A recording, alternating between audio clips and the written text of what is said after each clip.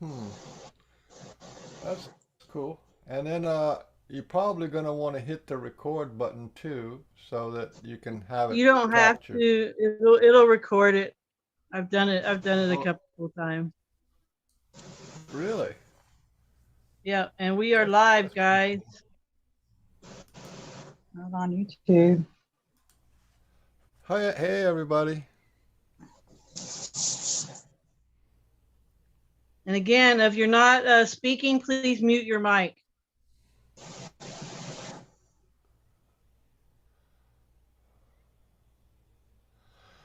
And it Yeah, looks like Janet is here now. Hi, Janet.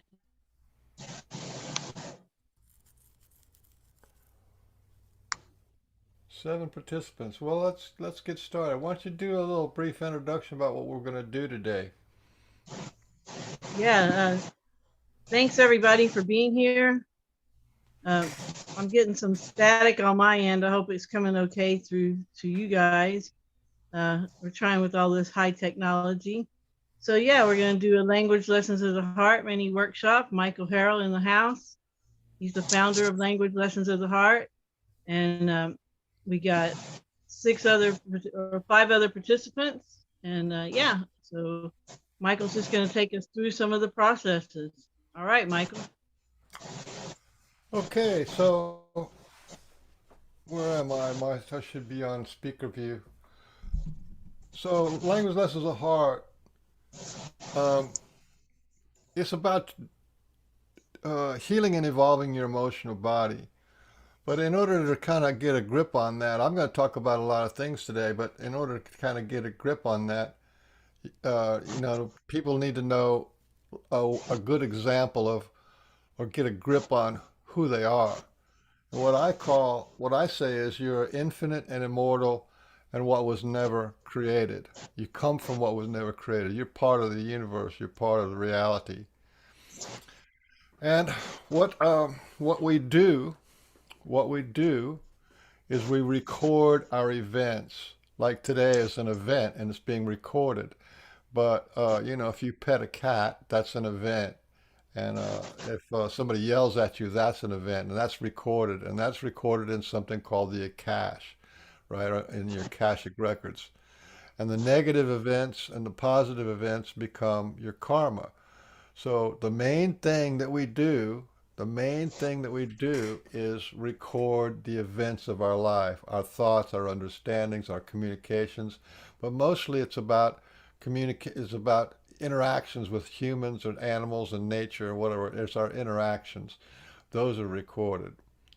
And if you have a lot of toxic energy that happened to your life, bad childhood or bad this and that, adversity things happen to you, this gets recorded.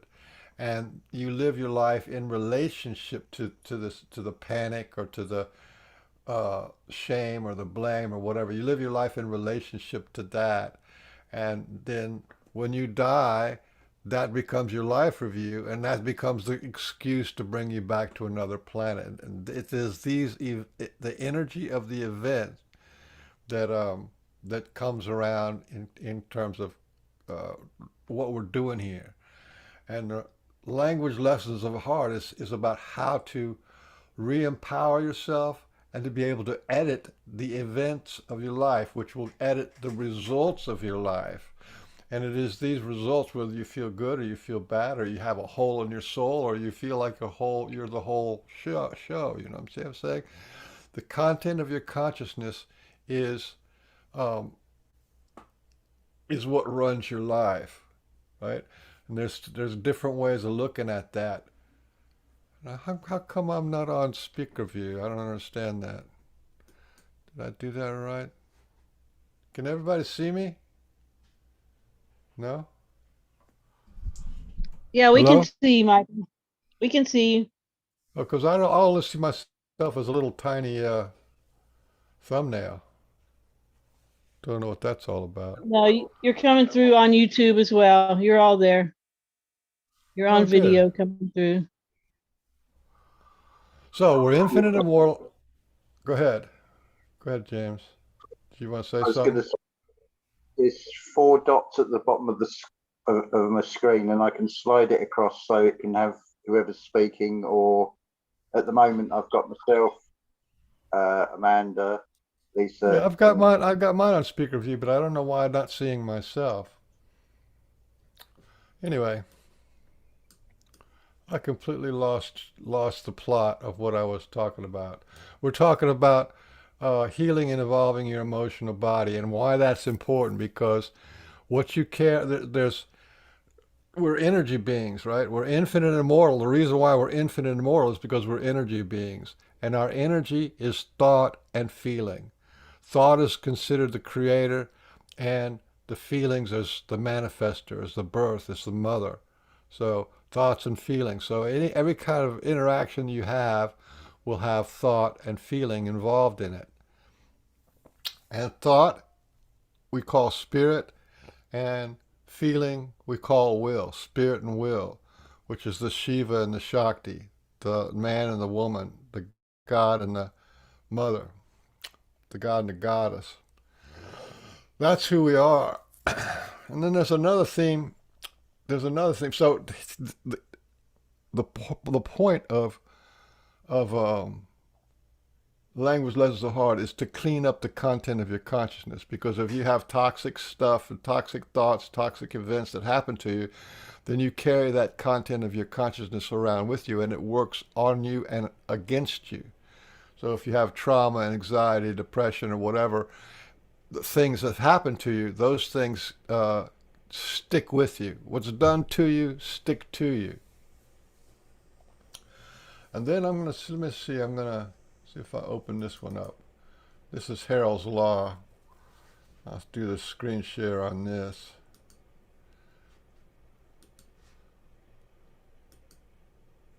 Can you see, everybody see that? Harrell's Law? Yes. Okay. We just got through saying consciousness. Let me define what consciousness is up here in reference to spirit and will. Consciousness is the feeling of energy. The entire universe is made out of energy. And your consciousness is what can perceive that energy.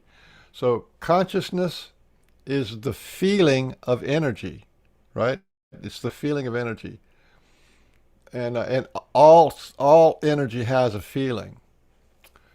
And then, so consciousness is the awareness property of space. Everything in space is conscious, right? It's the awareness property of space.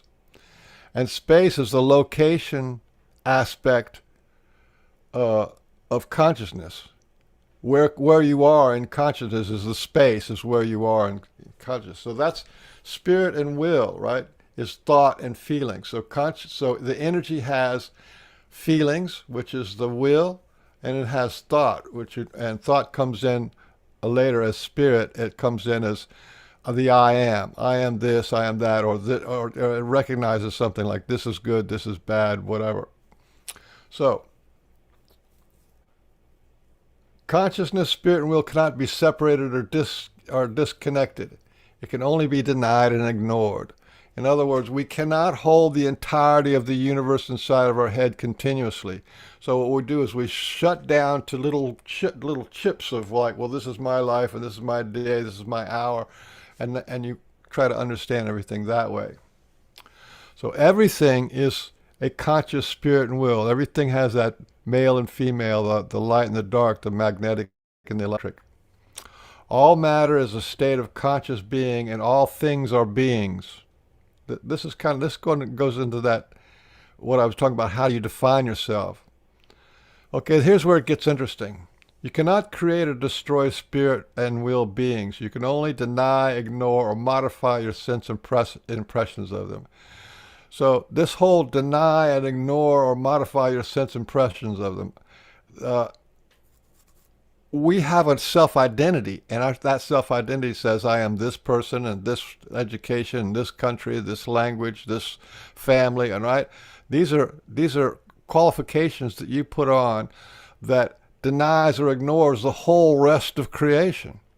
I don't know if you understand what I'm saying there, but you cannot speak or understand or think or have any understandings at all without denying and ignoring your sense impressions of the entirety of the universe, which is important because uh, there's a lot of things going on in the universe that we don't like and that we just ignore. So denial is really based our communications and our reality and our understanding and our worldview. It's all based on denying or ignoring and modifying your sense impressions of the energy that you're feeling at the moment. Okay, and here's the big one. Spirit and will the spirit and will conforms and confirms your denial, ignoring, and modifying of your sense impression of them. And how does that work? Okay, if you have events that happen to you, and you go, oh, I'm not good enough or I'm not worthy, right? Well, as soon as you have that feeling and that understanding in your head, then spirit and will, which is the sort of the foundation of the universe, the energy, right? It will conforms to, and confirms your denial, ignoring, and modifying. So if you have that, I'm not good enough or I'm not worthy, the entire universe conspires to bring that into a truth. This is really important. Let me go another way. How this works. If I say the universe started with a big bang, right? So then I will be getting information that conforms and confirms my denial of any other possibility, and then I'll build up this whole thing, right? And the flat Earth people, they say the universe is flat. Or what is flat? And the universe will give them answers and data and proof that the Earth is flat, right? And so with the universe, there's like the Big Bang theory, then there's a black hole theory, and the black hole universe is not the same as a as a Big Bang universe. And then there's an information universe, then there's an energy universe, then there's a consciousness universe. It just goes on and on. There's about 12 different models, right? Like a information and data universe. Then there's a geometric universe. Then there's a sphere universe. And see, it just goes on and on. And each one of these things is fully fleshed out by spirit and will that will conform to and confirm the understanding of all these different people. I'll give you another example. We got one species of human beings on this planet, and we got 6,000 languages, right? Or 6,000 languages because every time people get together and say, well, this sound means this, then the universe will make it that way, right? Or religions, right? There's 3,600 religions, and as soon as you say I am this X religion, then you'll be given confirmation, and you'll be giving, and the reality will conform to that religion. But in fact, um, but in fact, it's just a denial and ignoring the modifier. Your religion then in order to have your religion, you have to deny, ignore, modify your sense impression of all the other religions. So I don't know if that makes sense, but this factor right there, the 3B of Harrell's law, is why you can get wounded, emotionally wounded, and it creates a world for you. Yeah? When you have bad things happen to you, they're called adverse childhood experiences. When you have bad things happen to you, it creates a world, and the world will give you proof and confirm to you that your life is worthless, or you're not good, or you're guilty, or you're ashamed. So I was just kind of thought I would throw that out there. And because of this, with that what I just described there is the 3B, because of that, we're not ever, because of our judgments and our beliefs and our observations and our sense impressions, we're not sovereign. We're not sovereign. We're not take. We're always denying and ignoring parts of ourselves, and this is where the emotions come in. If you have emotional issues, we deny and ignore it, and then we go on building our life. But that's not. That's in no way is that the fullness of who you are. So, anybody have any questions about any of that? No. I just think it's great that you pointed that out, because I'm always saying that the reason why the law of attraction or the law of assumption, whatever you want to call it, doesn't work for some people. You know, they do all the right steps, they do all the ritual, they do everything they're supposed to do, but they still don't manifest. And that's because they have those judgments about themselves that they're not worthy. So, of course, they're not going to manifest what they want consciously, because their unconscious or their subconscious is sabotaging it. And so if you do your emotional healing work, then you're able to manifest what you really want, you know, and then Right. the law of attraction starts working for you. That's the secret that nobody talks about. That's the thing, and that's like again, it's about clearing out your subconscious and your denials of the totality of who you are, of the limitations put on the totality of who you are. If you have all this junk, toxic stuff sitting inside you, just like you said, you're not going to be able to. You can't think of I'm going to be driving in a new Cadillac. I'm going to be driving a new Cadillac and try to feel that, right? Well, that is how you manifest. But the other thing is that toxic events are like 1,000 times more urgent, more louder, more powerful than I want a vacation on the beach with a margarita, right? These two things are not equivocal, right? So you want that vacation on the beach, but you're not worthy. I'm not good enough. I'm not rich. I'm not this and that, right? You have all these negative things that pile up, and the balance is not right, right? So you have all this negative stuff in there. You're not worthy, or I'm not worth, or God wants me to suffer, or all this kind of stuff. There's hundreds of them, which I don't want to go into right now. But yeah, so you can't really manifest the life you want. You can't. Some people can't even. If they have the judgment, I can't get what they want, what I want. I can't get what I want, right? I never get what I want. If you have that as a part of your operating system, then good luck trying to manifest out of your imagination something that you want. It just won't happen. So that's why clearing out the judgment denials is really, really a big deal. So, do you want to, if there's no questions right now, then maybe I'll go into what is language lessons of the heart. We'll see if we can run through some of these PDFs, some of these keynotes real quick.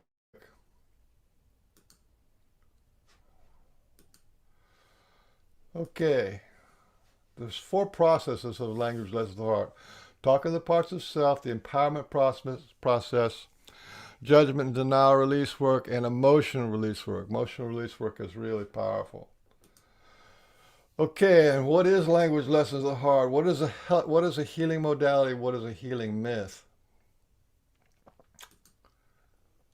Language lessons of the heart is an emotional healing modality, a process, a method, a plan, a guide, a strategy, a system, a protocol, a technique to connect to the energy that is in your body, the thought and feeling energy that's in your body that forms your intentionality. It forms the river of life that you're living, that you're flowing in.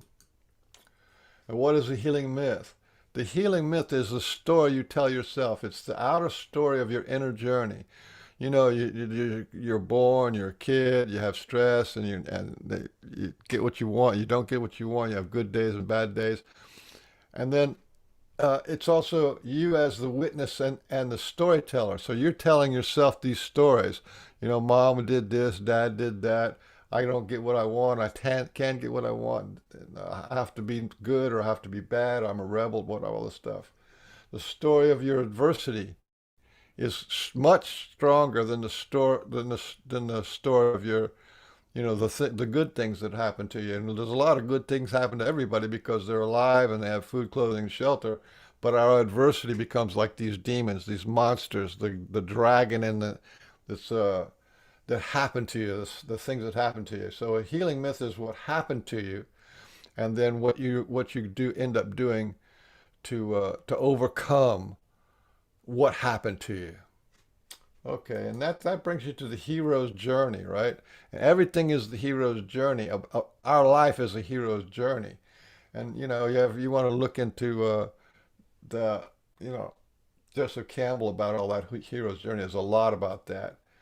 And what is an example of the hero's journey? Star Wars is a hero's journey. The Wizard of Oz is a hero's journey. The Matrix is a hero's journey. Avatar. Uh, Hansel and Gretel is a hero's journey. And, Little Red Riding Hood is a hero's journey.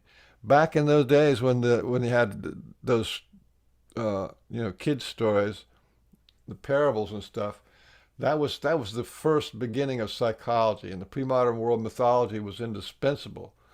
It not only helped people to make sense of their lives, but also revealed regions of the human mind that would otherwise remain unexamined.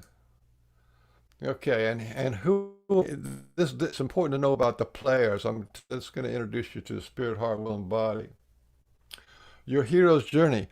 The content of your consciousness has witnesses. You as the witness, but you have a spirit, heart, will, and body. These four parts that are really four aspects of one light. They're light, right? So it's blue, green, yellow, and red, right? That's spirit, heart, will, and body. So one light was split up into four. We don't usually think of that, but it is. Just like every cell in our body is consciousness, we have these regions of consciousness, and then on top of that is also the chakra system. So your hero's journey is about spirit, heart, will, and body, and what they're experiencing in their life. So your will represents your inner child, and your heart represents the balance between spirit and will, and your spirit represents your mind. Okay, kind of skip past this. And there's a lot of major players. We have these things called archetypes, and they're in your collective subconscious. And there's a lot of archetypes, and which are also denied, right? We feel like it's just us against the world. I'm just me doing my thing. But we have all these archetypes because we're connected to everything in the universe. But we deny our connection to everything in the universe. So we are one with God, and we are God, and we deny we're one with God. And that's a huge problem, which I won't talk about right now. Maybe I'll get into that later. And minor players, the elements and elements and archetypes, and also these are minor players: Christ, Buddha, Arjuna, Krishna, Lord Ram. All these uh, beings. They're like applications that are inside your consciousness. So there's what would Christ do, or does this be Buddha-like, or whatever. All these they're collective subconscious, and our archetypes is it's a big field. Here's the archetypes, and we slide in and out of these archetypes all the time. We just don't realize it. Being a creator, ruler, caregiver, everyman, jester, lover, hero, teacher, sage. Okay, and it's going back to the spirit, heart, will, and body. These are beings that I'm going to teach you how to communicate with, and just to show you that when you talk about the chakras, right? The Sahasrara and the Vishuddha, all these third eye chakras, Arjuna, Anahata, right? These are chakras, but the chakras are beings, right? And here's the names of the beings. So that everything is a being. That's what I said earlier. Everything about the Harrell's law, everything is a being, and everything can communicate to you. You can communicate to them. You can feel them. And so everything is a being in your chakra system, and your spirit is a being, your heart is a being, your will is a being, and your whole body is a being. To be a sovereign person, right? Sovereign. What does it mean to be sovereign? It means you're the ruler of your domain. And our domain is inside our skin. And inside our domain is we have these 7 chakras, which are energy centers. But inside our domain, our major players are spirit, heart, will, and body. Yeah. So, you as the witness, right? Spirit, heart, will, and body. They are the major players in your domain. And in your body is there's the whole of your body energy, because like when you're tired, your voice changes. Oh, I'm tired. That's your body talking. When you're angry or you're afraid, that's your will talking. Ah, or that's the emotional body. And when you feel love, you go, oh, I love this. This is beautiful. Or look at the kitty. Or right. That's your heart energy. And then talking normal, like I'm talking now, that's your spirit energy. Each one of them has a different energy. So to be sovereign is to be in charge of your domain, and nobody else is in charge of it but you. And your sovereignty is inside of you is your spirit, heart, will, and body, and 61 trillion cells. Okay, every cell in your body listens to what you say, good and bad. Okay, so spirit, heart, will, and body. Spirit is electric, will is magnetic. Spirit has to do with thoughts. Heart has to do with wisdom. Wisdom is the balance of thinking and doing. Heart is the balance between spirit and will. In one way, on a cosmic level, heart is the balance between spirit and will. And the will has to do with feelings, and the body has to do with results, sickness, or health. And the other thing is that spirit is masculine, the heart is a child, and the woman is the mother, the man, the woman. The will is the woman, and body is your home, father of manifestation. This is your body's house, and you're a visitor in your body's house. Okay. And then the higher self. This is really important because all this stuff is one thing. I'm talking about it in all these different ways, but just to remember this, it's one thing. So your spirit is actually the higher self of your spirit is actually God or the Creator. The higher self of your heart is the heart of creation. The higher self of your mother is the mother of everything, or the goddess, the divine will. And the higher self of your body is the God of form, the Father of manifestation. Everything has form. Every thought has a form. Every word has a form. Every star, every galaxy, electricity, everything has a form. And that's what manifests. Form is what manifests. So, there you go. Skip past this. Okay, this is the flow. This is the flow of thoughts. The flow of thoughts. This is an example of toxic thoughts. When your parents load you up with some kind of problems and issues, and it goes into your head like this, which is goes into your thoughts, which is your mind, and it goes right into your heart, and then it goes right through your heart. And when toxic thoughts go through your heart, it's heartless, and it knocks out your heart. We have a problem in this world with heart. Almost everything that's happening bad in this world is heartlessness manifest, which means is the thoughts are not connected to heart before they hit the will. So then you get loaded up with thoughts from the outside. All wounding happens from the outside in, and all healing happens from the inside out. So from the outside, you get loaded up with these toxic thoughts, goes through the heart, knocks out heart, and it hits the feeling, which is down here in the will. And then the feeling, your will body gets shocked. This is the flow of how trauma happens, how thoughts happen. And you will get shocked.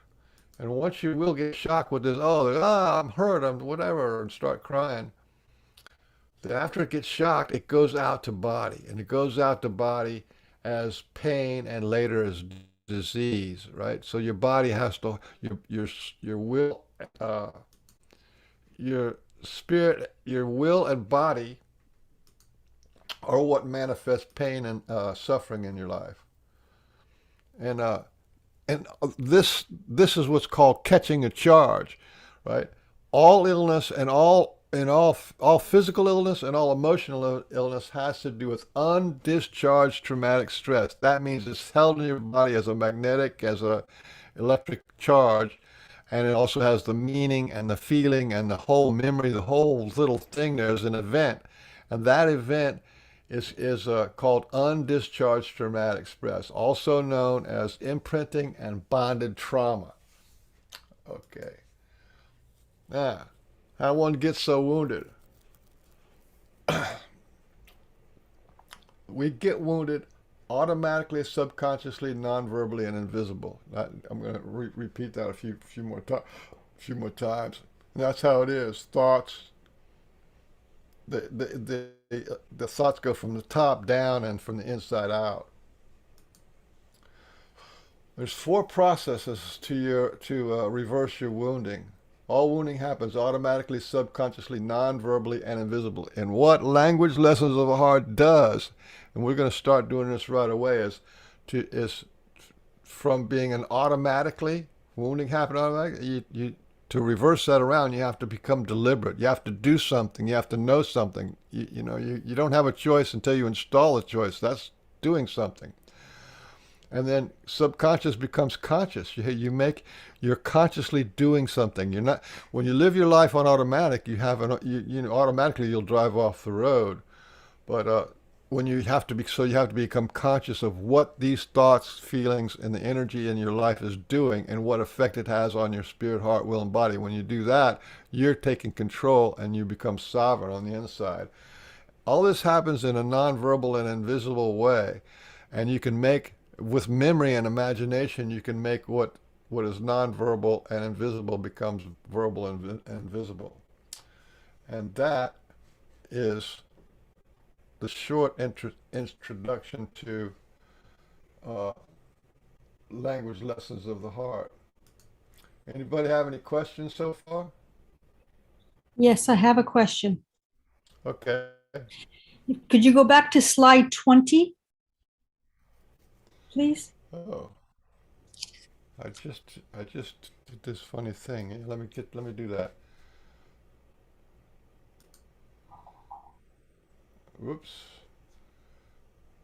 Did the wrong one.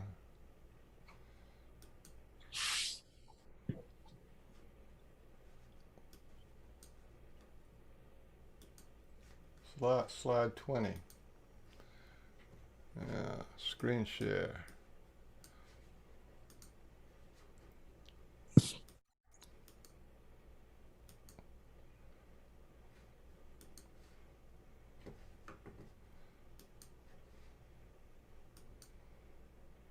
Okay, slide 20. Okay. Something hit me when you were explaining this. So I'd like to say it back to you, and you tell me if I got it correct. So we have these traumatic events in our lives that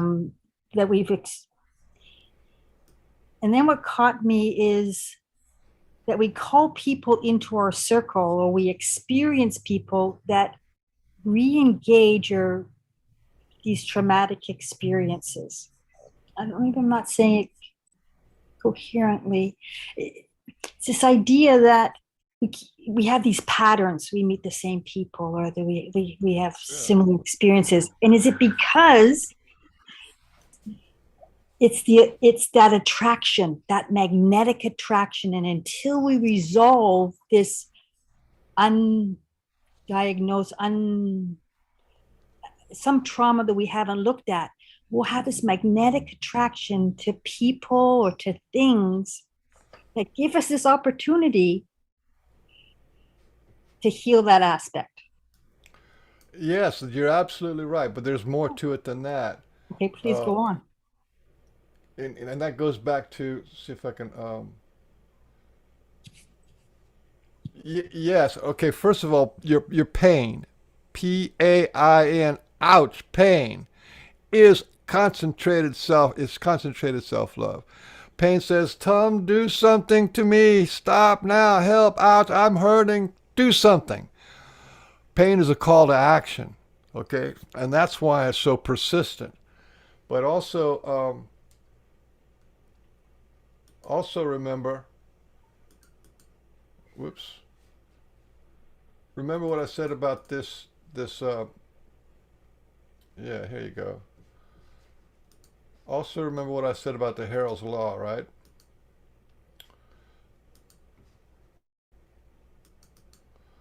Okay, the 3B, the Yeah. spirit and will conforms and confirms to your denial, ignoring, and modifying of your sense impression of them. What that means is that not only will people come into your life to hurt you even more in the exact same way that you were hurt, right? And you're thinking, well, this is fate, or what is this? What is this? Because it confirms and it conforms to this traumatic event, right? So it's not, and that's part one. And part two is what you said, is the pain itself is calling for healing. Do something, do something, do something. So it becomes exactly like what they call that Fibonacci thing, this little spot in the middle of pain, and then it goes out bigger and then bigger and wider until it's like, until you do something about it. So that's why this is Harrell's law, right? Everything's conscious and will, and the universe will keep giving you what confirmation, and it will conform, right? So someone who's got beaten and bullied, well, maybe they'll marry somebody who'll beat them and bully them, right? That's because the universe has given you this thing until you resolve, until you take charge and you do something about it. Does that answer your question?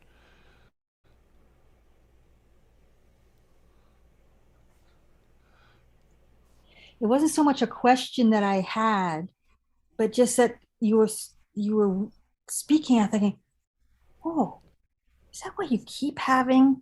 Well, not keep having, but there's a repetition in what you're experiencing with people, events, experiences. So it was kind of heavy when you said you might invite that person into your life that beats you because you feel you should be beaten. Like, whoa, that's No, heavy. that's what it is. That's how the universe does it. Wow. Or if you're in poverty consciousness, then you're gonna, everywhere you look is gonna be, I don't have enough money for this, I don't have enough money for that, and everything's proof. I can't get a new car, I gotta be an old beater car.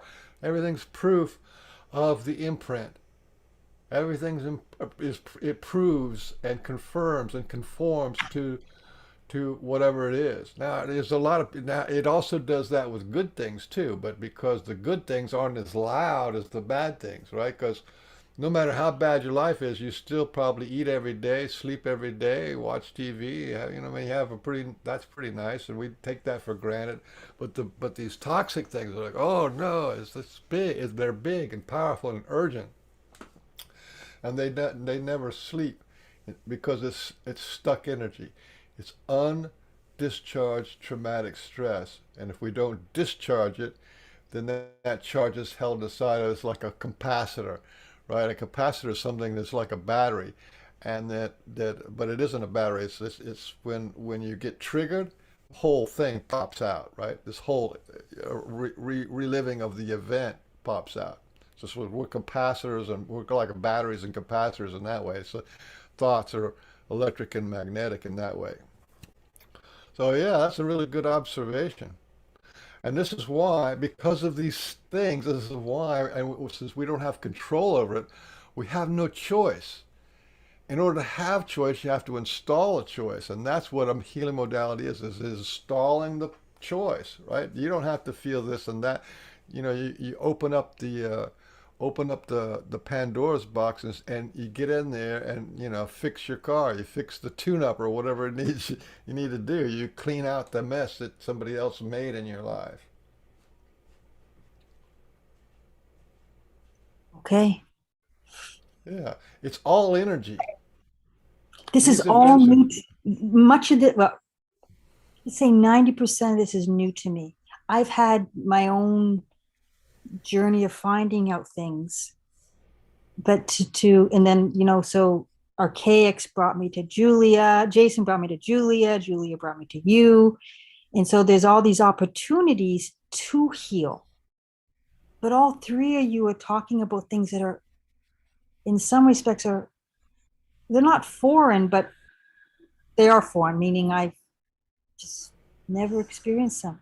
So And that's why I call it language lessons of the heart, because you really have to learn a new language, a new way of looking at things, yeah. and you have to stumble along with the words and the, well, what does this mean and how does that work? You stumble along with that until you get it, and then you get it. It's like, oh, okay, that's how it works. And the stumbling is a good word to use. Yeah, absolutely. We all stumble, no question about it. Or you get run over by a train or something like that. That snaps your attention really quick. If this question I'm going to ask you is off topic, just it's not, it's off topic. But I'm curious because I just think we come into this world and we're indoctrinated, you know, first from our parents and then our schools and the doctors and the lawyers and the teachers and blah, blah, blah.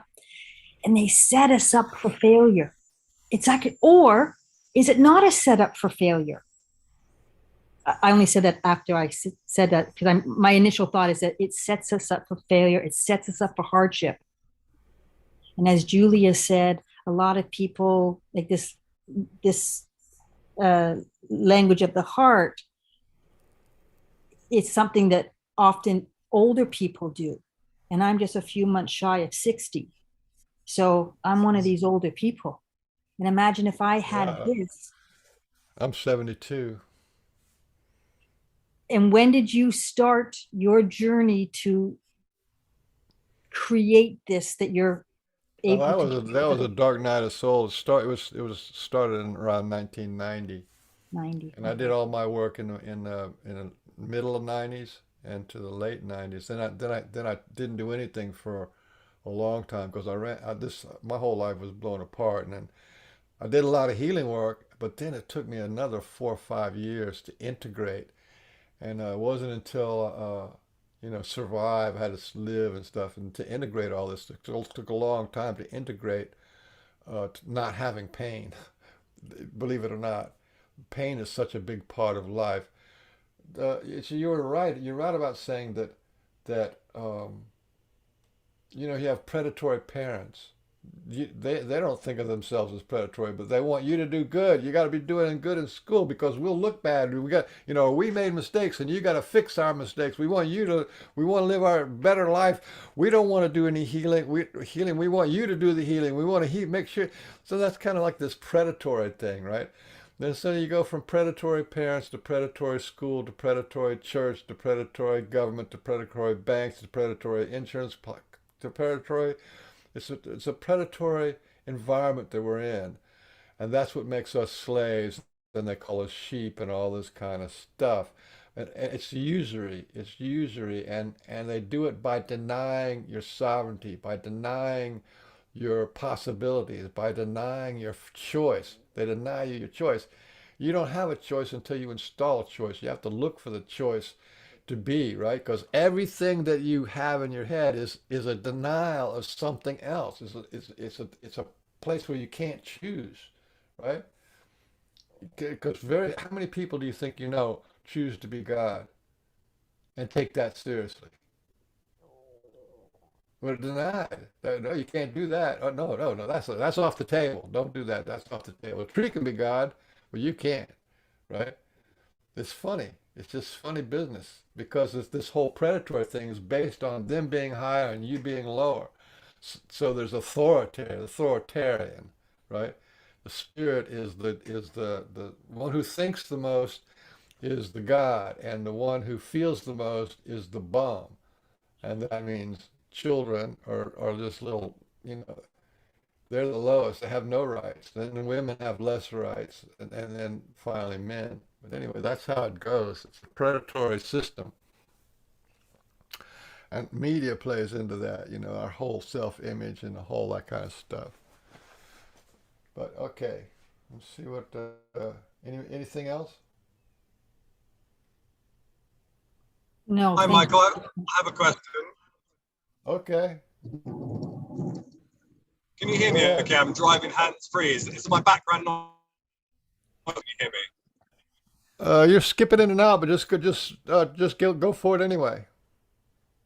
I'm just wanting more clarity related to things. Everything is a being. So, for example, the chakras Right. are sort of spend time communing or relating with my chakras, but individual conscious entity in itself that has like a, I don't know, like its own personality, or how do you mean? Absolutely, it has its own personality. It has its own Right. personality, its own province. It has its own set of influence. Like I was saying, your mind has to do with thinking, right? And your heart has to do with feeling of compassion and balance and relationship, love. And then your will has to do with emotions, both motherly emotions and love emotions, but also anger and sad and depression, all those kind of feelings. So each one of them has a completely different personality. This goes down to the cells in your body. It goes to everything, because we're talking about everything as a spirit, or everything is conscious being, right? But there is only one, so you have to be able to dance that dance. There's only one mind in the universe, right? And no matter how many different fractals there are of it, there's still only one mind. So there's nothing that can't be talked to. There's nothing that doesn't have its own unique signature, its unique personality, but it's still, there's a unity to all things, because everything is spirit and will. Does that confuse you, or does that help? No, that does help. Yeah, that's good. The other thing I wanted some clarity on was just conceptualizing the will. Because I think I'm sort of mixing spirit and will a little bit. But you sort of spoke of will as being that connection to the ground of all being. So it's like the bridgeway between.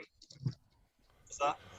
Yeah, think of spirit and will. Think of will as spirit is God the Father, and will is God the Mother, right? It takes two to tango. The will is actually the ground of being. Your will is absolute inclusivity and unconditional love. And spirit is an aspect of that. Spirit is contained in that. So will is actually the mother and wife of God. Feelings come first. Put it that way. Feelings come first. First you feel something, then you think something. First you feel something and you get impressions of it, right? And then you construct it with the mind. So feelings are first. It's the foundation of all things. It's the darkness of space. This is the yin and the yang, right? The will is the yin, which is the dark, and the spirit is the yang, right, Mm. which is the light. Does that help any? Yeah, it's good. Yeah. I Yeah, appreciate but that. but Thank you. but will, because will is feeling, and feelings are the most denied thing on the planet. The definition of will is one of the most occulted things that there is, to try to get a good definition of the will. Not until you get to somebody like Schopenhauer, who talks about the world as idea and the world as will, right? There's two polarities: the world of ideas and the world of will, and what it is, the thing in and of itself, and who and what and the energy of you are is will. Without will, there is no life. Will is the lower three chakras.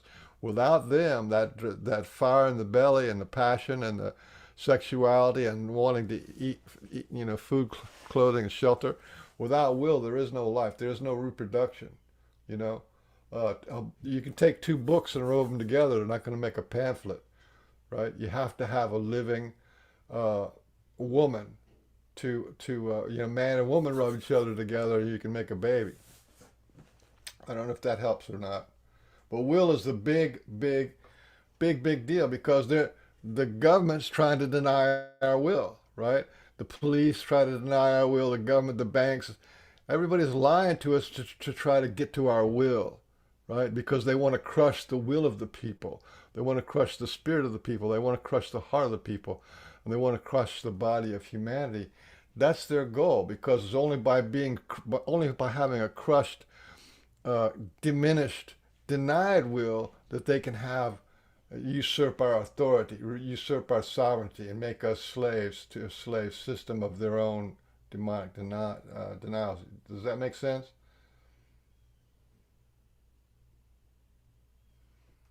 It does, Michael. Thank you for responding. Okay. So let's go right into if everybody's is kind of up to it. Let's talk about the talking to the parts of self. All right. And this is one thing. This is one thing. Uh, this is one thing that this healing modality has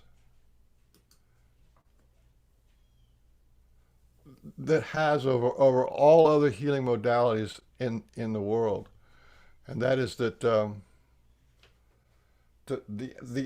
talking to the parts of self. So in order to become sovereign, you have these four beings, which are your eternal family, your inner family, um, your spirit, your heart, your will, and your body. And we don't even talk to them, and yet we're supposed to be the Lord over them. So we have an abusive, sort of top-down relationship with our spirit, heart, will, and body. And so we don't have the right relationship with our spirit, heart, will, and body. We have a slave master over a slave. So we treat our body like a slave. We treat our emotions by denying them, and we treat them like a slave, and we ignore our heart altogether. So we're just basically living around in our heads. Most people live in their heads most of the time in this survival mode, stressed out survival mode, and they don't take their body or their heart or their will into consideration at all. And so they're not sovereign. They are a prince that's sitting outside of the kingdom. The prince who sits outside the kingdom and is never made king. Okay, so where's my thing? My mouse went away. Huh. There it is. Next. Okay, then I want to talk. This is Penny Kelly, about personalities, about what it means to have a personality disorder. It's interesting to mention. She's talking about elephants because elephants is one of the symbols of I will retain my ability to put myself back together. That's the elephant in the image she was talking about in her talk. She said that is a very important skill because if you split yourself and you can't put yourself back together again, then you have a multiple personality disorder. If you have only one version of yourself and you try to use that for everything, then you have a single personality disorder. And neither one of them works very well. So we have a variety of selves, and so we act one way with our spouse, another with our child, right? So talking to parts of self is to repair the split that is the cause of multiple personality disorder, and to fix the problem with single personality disorder. Right? Remember when I showed you in the beginning about all these different archetypes? You can be all these different types of beings, but we are denied that. We're told you're only one being. So you're one being and you deny all the rest of creation, right? Just like you're one religion and you deny all the other religions, or you're one language and you deny all the other languages. You see, we live in this very minute, small box because all the rest of ourself is, and our connection to source is denied. Right? That goes back to that 3B thing, where if it's just me, then the universe will conform and confirm that it is only just you. But that's not just you. You're part and parcel of the whole universe, and you're connected to the whole universe. And you're not. What we have in the world today is singular personality disorder. This is what we're going to fix today. You. So, your spirit, heart, will, and body. Your conscious will is your subconscious. It's your emotional body. Okay. Remember, all wounding happens from the outside of you to the inside of you. Yeah. All wounds that happen to you end up in your will and your body as denied pain. Heart stops responding and shuts down. Okay. We call this long-held denied pain our inner child, or our pain body. We have a pain body, and this is also our shadow. What it looks like inside, this is what your will looks like inside. When we walk around kind of like this state of shock, but if you ever open up your eyes and look down and embrace your inner child or embrace your shadow, it looks like this. There's a that that time that you were shocked when you were a child and you started to cry and you're traumatized by whatever it was going on in your life. You had this undischarged traumatic stress. You caught charge. That's what it looks like. And who and yet this amount of pain is held for you in a state of denial by your emotional body, by your physical body for 35 or 40 years. So they're on your team. Your will holds your energy for you so that you don't have to, so that you can go out and play and live your life. Now let's talk about what happens if you ignore. I'm gonna teach you in just a few minutes. I'm gonna teach you how to talk to your parts of self. Yeah, and this is from Dr. Emoto and from his water project. And they did this thing where they put rice in a jar. There's a lot of different variations of this, and they say to one rice, they say, "I love it, love and gratitude," and another little bit they talk about, thank you, and you say, "You fool," right, to one jar of rice. And this is what it looks like ignored. That one on the right is just ignored. And this lasts over a year, okay?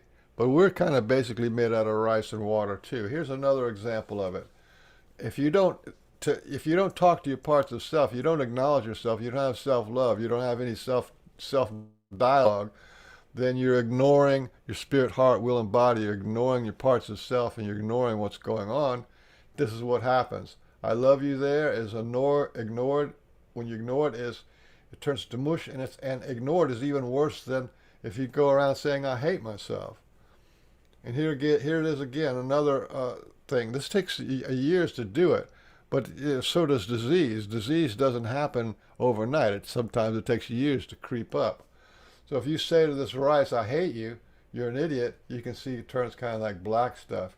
Then I love you and you're wonderful, it looks like it's like boiled rice and water. But look at what happens when you ignore talking to your parts of self. You ignore acknowledging them. You don't even know what they are. So right now you don't know what they are. And here's another one. The same experiment, only did it with live plants. You say to one plant, I love you. The next plant you say, I hate you. And the third one you ignore. Now light bulb should be coming on pretty soon. This is the same thing with your inner child. So you have your inner child sitting there suffering and you're ignoring it. That's what the inner child work is all about. That's what shadow work is all about. When these cycles repeat and the universe confirms and conforms to your thing, that's what the inner child work is all about. Okay, talking to the parts of it. As soon as you begin talking to your parts of self, you're on the inside of you. Remember, all healing happens on the inside out. All wounding happens from the outside in. So when you go inside and talk to your parts of self, you're already starting the healing process. And as Carl Jung says, until you make the unconscious conscious, it will control your life, and you call it fate. Again, all wounding happens automatically, subconsciously, non-verbally, and invisibly from the outside in. And all healing happens by becoming deliberate, conscious, verbal, and visual from the inside out.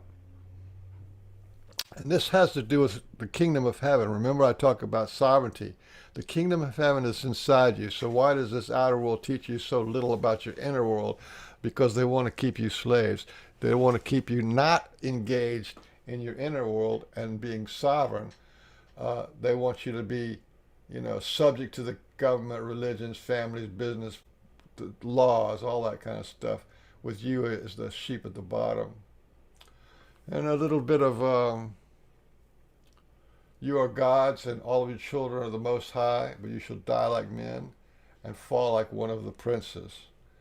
That's basically where we are. We are gods incarnate, right? We are connected as much as anything to God, and yet we're denied that, and we're told that we're not the king, we're not the God, we're not the king of our own sovereignty.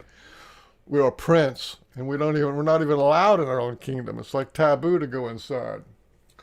To die as a prince is to never become king or the god of your own kingdom within. This is sovereignty. And I just want to say something about this. You hear people talking a lot of stuff about a lot of stuff out there, right? But how many people actually tell you how to get the job done, what to do, what you can do about it, what you can do about from becoming a sheep and a slave to becoming a sovereign person? Because you have to take care of what's going on inside of you and control and edit and reform and reshape what that is. Okay, talk to parts of self. Started. Okay, right. So your parts of self have parts of the story that you need to know, and you need to be able to ask them what's going on in order to resolve inner conflicts and things like that in your life.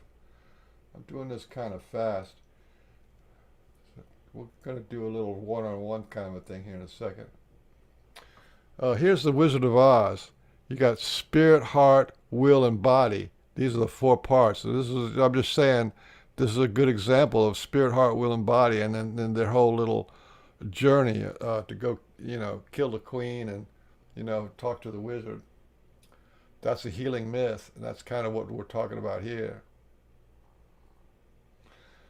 Okay, with your first hello, you have begun to move mountains of scars and wounds. All it takes to do is talk to them, and they're going to be right on there. Because your spirit, heart, will, and love you more than any other human being, and they're your ride or die. I don't know what demons, anything that's opposed to your spirit, heart, will, and body is you fight the demons for them. That's how healing works. All healing works by going back in time and fighting your inner demons that have your mother and father's faces on them. Okay, so I'm done with that. And now, any questions on that part? Because I'm going to do a little demonstration here.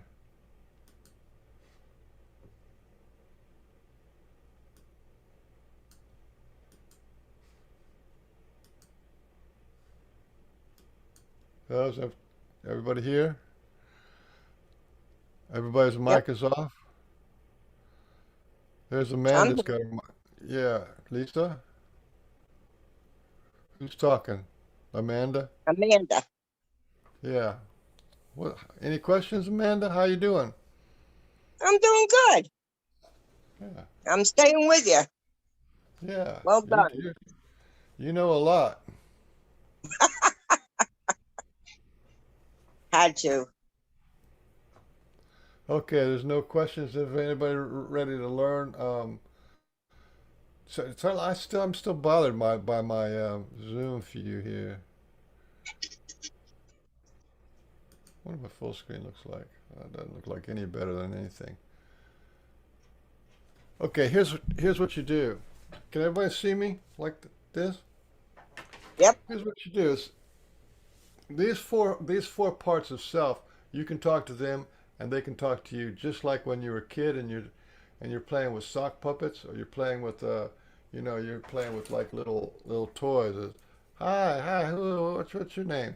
My name is Pin. I'm Marker. Hi, Pin. Hi, Marker. Right, and you're talking, right? That's called casting your voice, and this is how you talk to the parts of self. You cast your voice.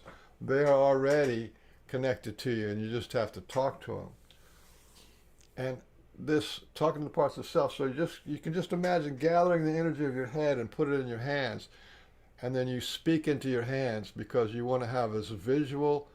Remember, you want to reverse the automatic subconscious nonverbal. You want to have a visual and a verbal connection with your imagination to talking to your parts of self by looking in your hands. So you gather up the energy and you imagine, and you talk to your spirit and you say, "Hello, spirit, how are you doing?" And my spirit says, "I'm doing fine, thank you. This is exciting. Thank you, spirit." And you can put your spirit back. It's as simple as that. Now I'll pull out my heart and say, "Hi, heart. How are you doing?" Heart says, "Well, I think you're talking too fast, but we're doing good. You want to try to get it all done in an hour. This is good." Thank you, heart. And your emotional body is your will, is the great mother of everything. Hello, my beautiful will. How are you doing? I'm doing fine. I'm glad that you're doing this. A lot of people need to know this, and you're helping so many. Well, thank you. And then you go to your body, right? Hello, body. How are you doing? I'm doing fine. We have no pain, no suffering, no inflammation, no stiffness. We're eating good. We're feeling good. So I'm behind it 100%. That's an example of talking to your parts of self. This is also talking to your parts of self is training to be a channel. It is the best channel that you can be, because if you can channel your own spirit, heart, will, and body, you know who you're talking to. You know, if somebody says, I'm Saint Germain, and they start giving you a bunch of stuff and you start making YouTube videos, you don't really know if that's true or not. But your own spirit, heart, will, and body are yours, and they look after you and you look after them. You begin to build a relationship with them. So let's have everybody do this, and we'll do it with the empowerment first. Just say to your spirit, I'm empowering myself with a strong and loving intent to hear my will. Will you help me? And ask each one of these things, each one of your spirit, your heart, your will, and your body. So somebody want to do that live? No? Hello, spirit. I'm empowering myself with strong and loving intent to hear my will. Will you help me? And spirit says yes. Okay? You feel what's being said, and then you speak it out. You want to do this verbal. You don't want to hear it. You don't want to do this in the rat race of your mind. You want to make it verbal. Then you go to heart. Hello, heart. I'm empowering myself with a strong and loving intent to hear my will. Will you help me? Yes, yes. And you do it to the will and do it to your body. So if anybody want to try doing that live? No. A little coward. Maybe it's too much right off the bat. But here's what you can do. Here's what you can do with this is you can resolve your conflicts, and you begin to build trust. What happens is, like for example, one of the things I would recommend everybody doing is create an internal atmosphere of love and cooperation. And so you ask for it. In the beginning, you may ask for just yes or no questions, because to get them started to talk, they haven't talked to you your whole entire life. And if you're 50, 60 years old, that's a long time without talking. Doesn't mean they can't talk, or they might have grudges against you because you've been doing some stupid stuff in your life and they haven't gotten over that. But you build trust with them, right? And you build a loving relationship with your own spirit, heart, will, and body when they become your primary relationship. So here's one of the things you can do for yourself and for them is you can pull them out. Like I'll ask my body, hello, body, I'd like to create an internal atmosphere of love and cooperation. Will you help me? This is an agreement, right? You can ask for an agreement, right, to them, and my body says yes. So then I pull up the energy out of my will, and I say, hello, my beautiful will. I'd like to create an internal atmosphere of love and cooperation. Will you help me? And your will says, yes. She said to me, she says, yes, I love this. Same thing with heart. Hello, heart, I'd like to create an internal atmosphere of love and cooperation. Will you help me? Yes, right? That's what I get. I get the yes. You can feel the yes. This is exactly the same way you talk. You talk in your own head. You say it, or you feel it before you say it. Spirit, I'd like to create an internal atmosphere of love and cooperation. Will you help me? Yes. Okay. Now what have I just done? What have I just done? I've got an agreement and an alignment. So my spirit, my heart, my will, and body are all in alignment. They're all going the same way. They're all on the same page. Understand? And when you do that, it's called congruent. You're congruent. And a lot of times, you have your head's going this way. I got to get to work, and your heart's going, oh man, I hate that place.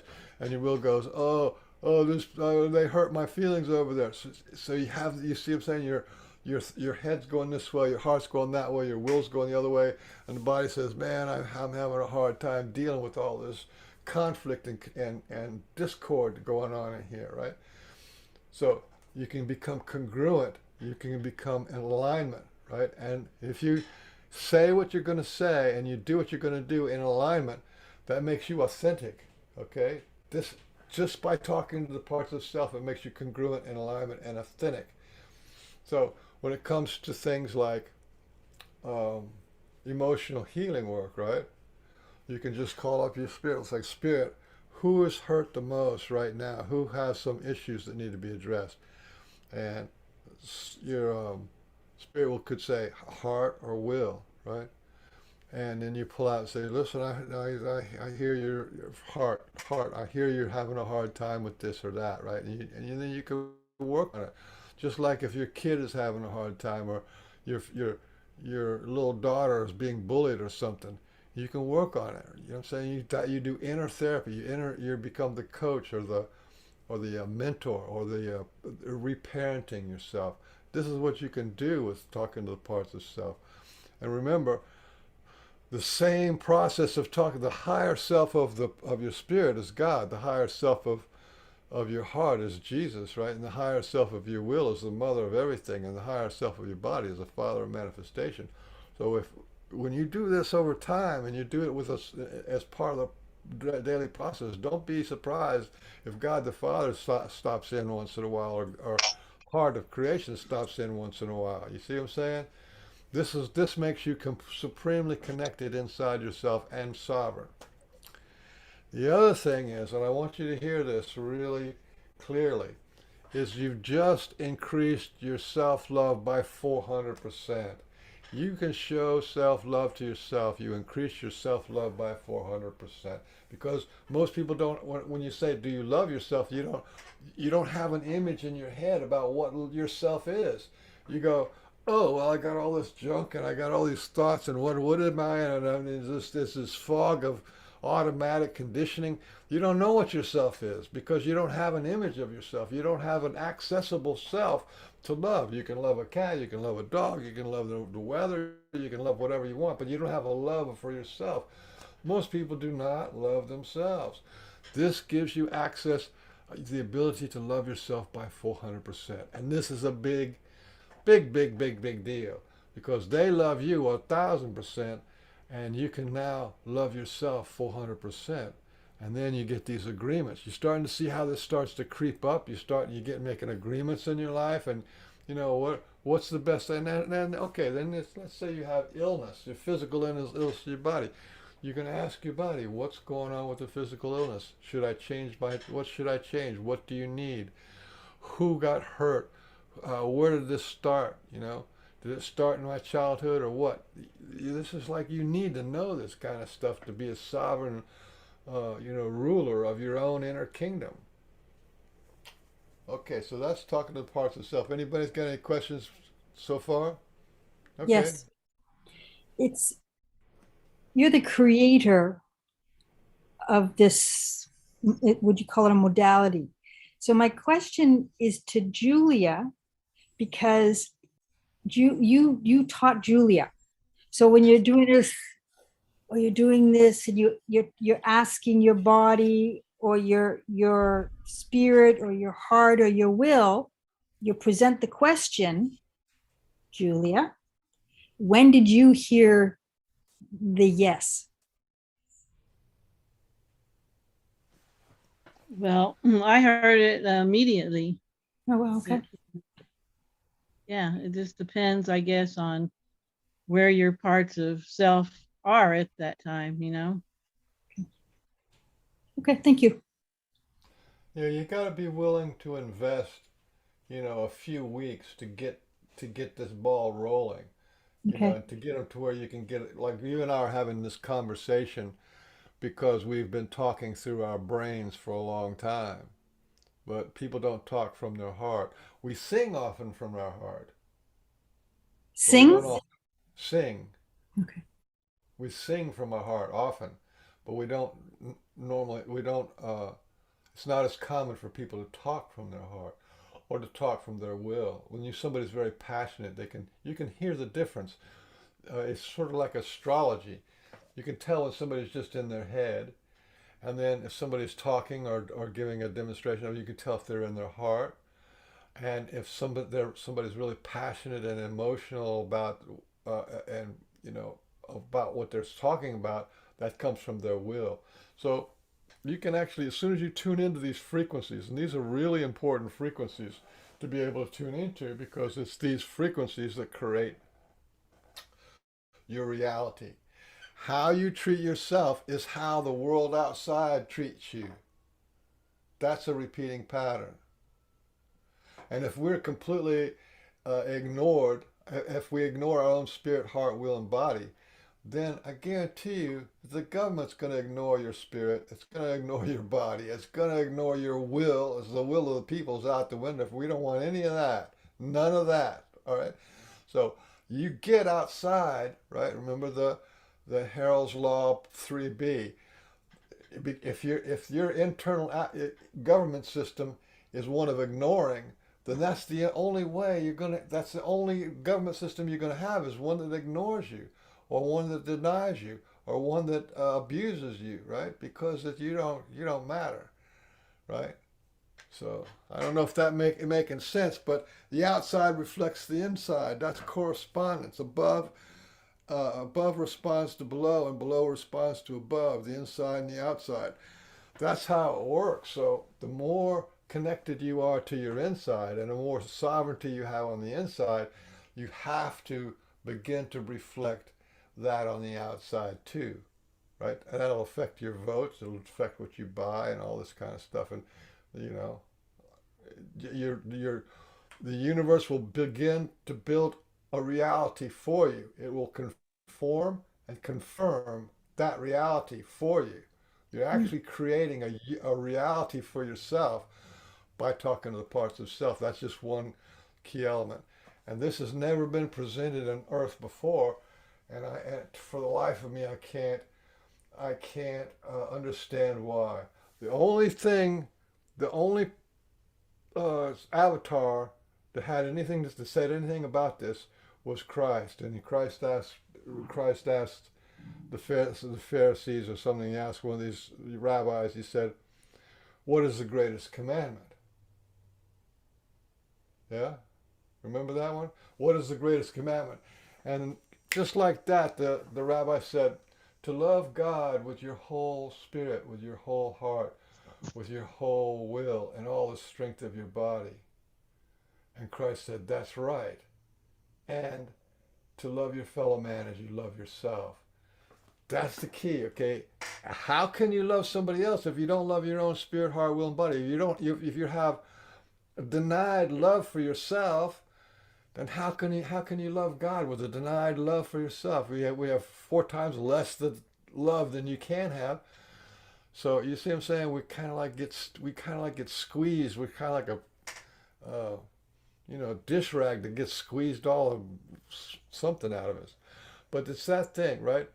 You make your spirit whole.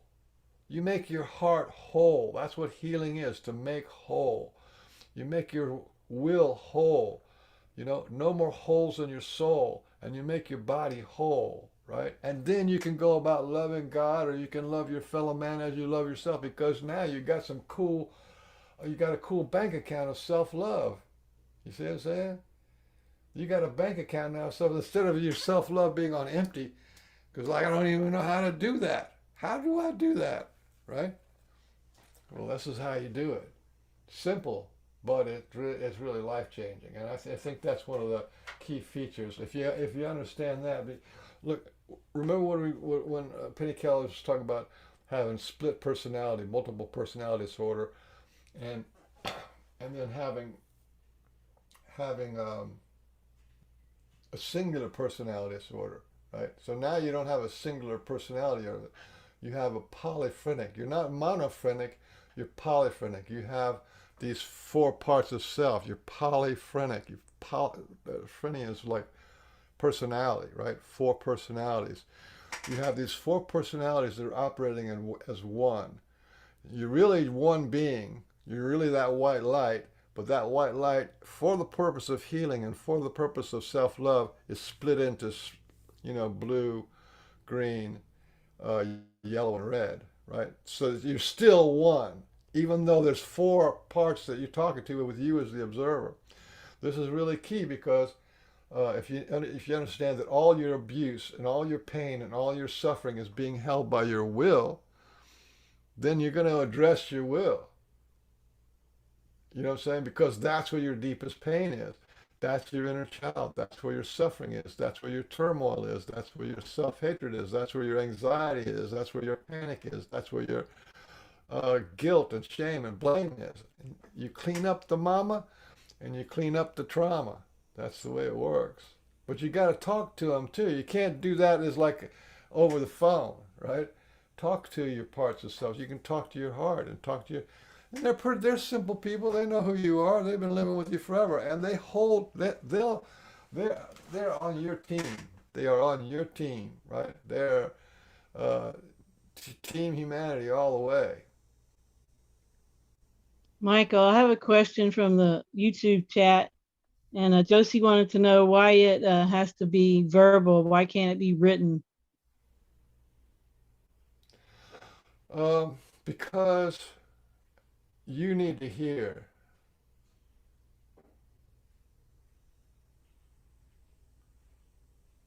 It can be written. When people get in deep into the Michael, conversation, we talk more towards your microphone. When you move away from your microphone, your volume goes way down. Thanks. okay.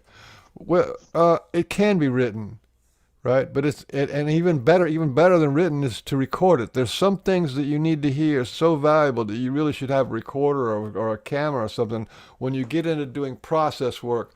When you do process work, or like if you have a physical illness, and you work with the parts of self to find out who hurt who and what's the original cause for all this. So you need to plot all this out, and so you can work on it. So if you, let's say you do have a life-threatening or some really major illness, like fibromyalgia or arthritis or something, you can work on these things because they have a cause. Everything has a cause. So, or you have trauma, any kind of trauma you have from childhood. Maybe you forgot a lot, but your spirit, heart, will, and body have the answers, and they're the ones that are holding that energy for you, right? So to write it down is good, but when you're speaking, speak out loud because if you're in your head, it's just thoughts, right? That's not the same thing as speaking, right? Because your head is up here. If you cut off the voice right here, the voice is the connection between your head and your heart, is the voice, right? Does that make sense? Yes, it does. Thank you. Okay, Can I interject with something here? sure. And a lot of you, and I've encountered this a lot, I've said to people that make yourself a video, record yourself in your phone. Now, straight away, in a lot of people, the dynamic when you're talking on a video call, and now in the mind, it totally changes. Oh, I'm recording myself. But you're not making it to publish to to a wider audience. It's just so it comes back to you. If you look at what it says in Genesis, it says it was a void. It's like a blank canvas. Now, the seven Elohim, a lot of this is language. So when we talk about him, man, it's men and women because we've got both the creative, nurturing, divine feminine, and then you've got the masculine, outgoing, sort of hunter-gatherer side. So your Elohim are your seven chakras. They form you. Like I'd say go with what feels right to you. If you write it down, say it, record it, back to yourself, you're reinforcing what the senses are seeing in the external as much as in the internal. But consider when you come into this world, you didn't know how to write. You didn't know what these solid objects were by label. Everything was it was in feeling. So when you're talking to your subconscious, your own internal micro universe, and you're saying, I want a new Cadillac. Well, does the subconscious even know what a Cadillac is? So now impress more into that. You embrace a feeling. Maybe you've had the experience where you smell what a new car smells like, what that leather smells like. The more you can impress it and reprogram inside yourself, the subconscious doesn't know the difference between internal and external. It communicates in feelings. So that key word, language, lessons of the heart, the language, it's a dialogue. The dialogue is the dielectric that pushes out the magnetism inside yourself. Or a beautiful way that it was given to me was through Julia sending me a link to a biofield tuning. Now I kept saying 144. Well, one of those tuning forks was the 144 hertz. Wow, did that unlock something? It was like indigestion sort of thing. Something went clunk inside, and it's like I've got this full picture of the emotional memories of being baptized, and that feeling of my soul has just been sold. I've been betrayed, but it's made sense. It's like, wow, from maybe what, 3 weeks old, that feeling has been growing, and I wasn't even aware of it inside myself. Anyway, I'll hand back over now, just to sort of reiterate really, and give a. Well, I'm glad you're feeling that. This thing about verbal and nonverbal is you want your parts of self to speak to you. You're teaching them to speak to you, right? And you have to have patience and be able to teach them to speak to you, because you don't want what they have to say to be denied, because they got information that you don't. Because we've been running the world up here in our mind, and we don't have the input, right? We have this thing. There's this thing people talk about, the New Age. They say they have the body, mind, spirit. We're gonna teach you about body, mind, spirit, and you hear that all over, right? Well, where's the will and where's the heart? They just left that out. Spirit is the spirit is your life force, and the mind is an application of the life force, right? So spirit and mind is the same thing. So you're basically saying mind and body, and a lot of people think that that's the whole show, but it's not the whole show. We need to have your spirit, heart, will, and body. You need to be able to talk to them, because all of language lessons of the heart, the first people you want to teach that to is your spirit, heart, will, and body, because they are the ones who run your operating system 24/7, right? For life, birth to death, they never leave you. So when you teach them this healing modality, or any healing modality, when you teach them, like with music, you can teach them music, your body and your heart and your will, your emotions, right? You teach them music, how to play music, and then they can play music for you for the rest of your life. It's the same thing with healing. When you teach them how to heal, then after you finish doing all your healing work, you get it kind of back up to a good, solid, natural foundation. They take over your healing for you, and they will do the healing work for you, because you installed a choice, you installed a method, you installed a process to them. This is why it's critically important, because these guys, if they have a lot of garbage, all right, that they have to deal with, then your life is going to be garbage, because they're the ones who are manifesting reality for you in your own little world. So that's why. But you can do it. You can do it with video. You can do it with an audio recorder. You can do it by writing it out, and to take it personally, right? We oftentimes treat ourselves like some kind of a joke, or like we're a ghost in the shell. And oh yeah, well, it's just this body doesn't really matter. It's just this shell. That's not true at all. We are guests of this body, and body owns body. Body is the owner of body. The Father of Manifestation is the owner of this reality, form, right? This is our form. This is the form of our spirit. They are connected, right? We take on the form of our own spirit, right? So anyway, and they need to be valued and respected, loved, cared for, and protected. So that's that. Any more questions on talking to the parts of self? This should be done if you're doing healing process work, you should do this like every day or at least once a week. Have a nice session and have a nice long talk, build up talk. Like, what should I eat? What do you guys want? How much should I go on vacation? Should we play? Should we go go to the park? What can we do? To get everybody in alignment, everybody gets their needs met, and you can accommodate, right? So if your body says, if you're like, I'm a lacto vegetarian, radical vegan, right? And then your body, and you ask your body what it wants to eat, and if the body says, I want some ice cream on Sunday, well, you better damn well get yourself some ice cream. You make that agreement. Your body does everything for you. Everything you get in your life is done through your body. And if your body wants ice cream on Sunday, well, get some ice cream on Sunday. You can do all this, whatever your natural diet is or whatever your preferred diet is, but give them what they need. Give them a treat. Give them love. They're like yourself. And treat them better than you treat yourself, because most people treat their dogs better than they treat themselves. Okay, let's move on to the next one. Okay, so that's the first. Um,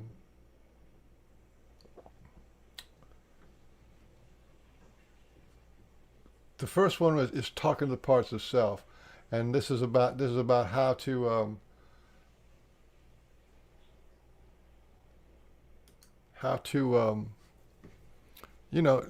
love yourself. You can't really love yourself unless you can talk to yourself. You imagine living in a house with somebody and you never talk to them.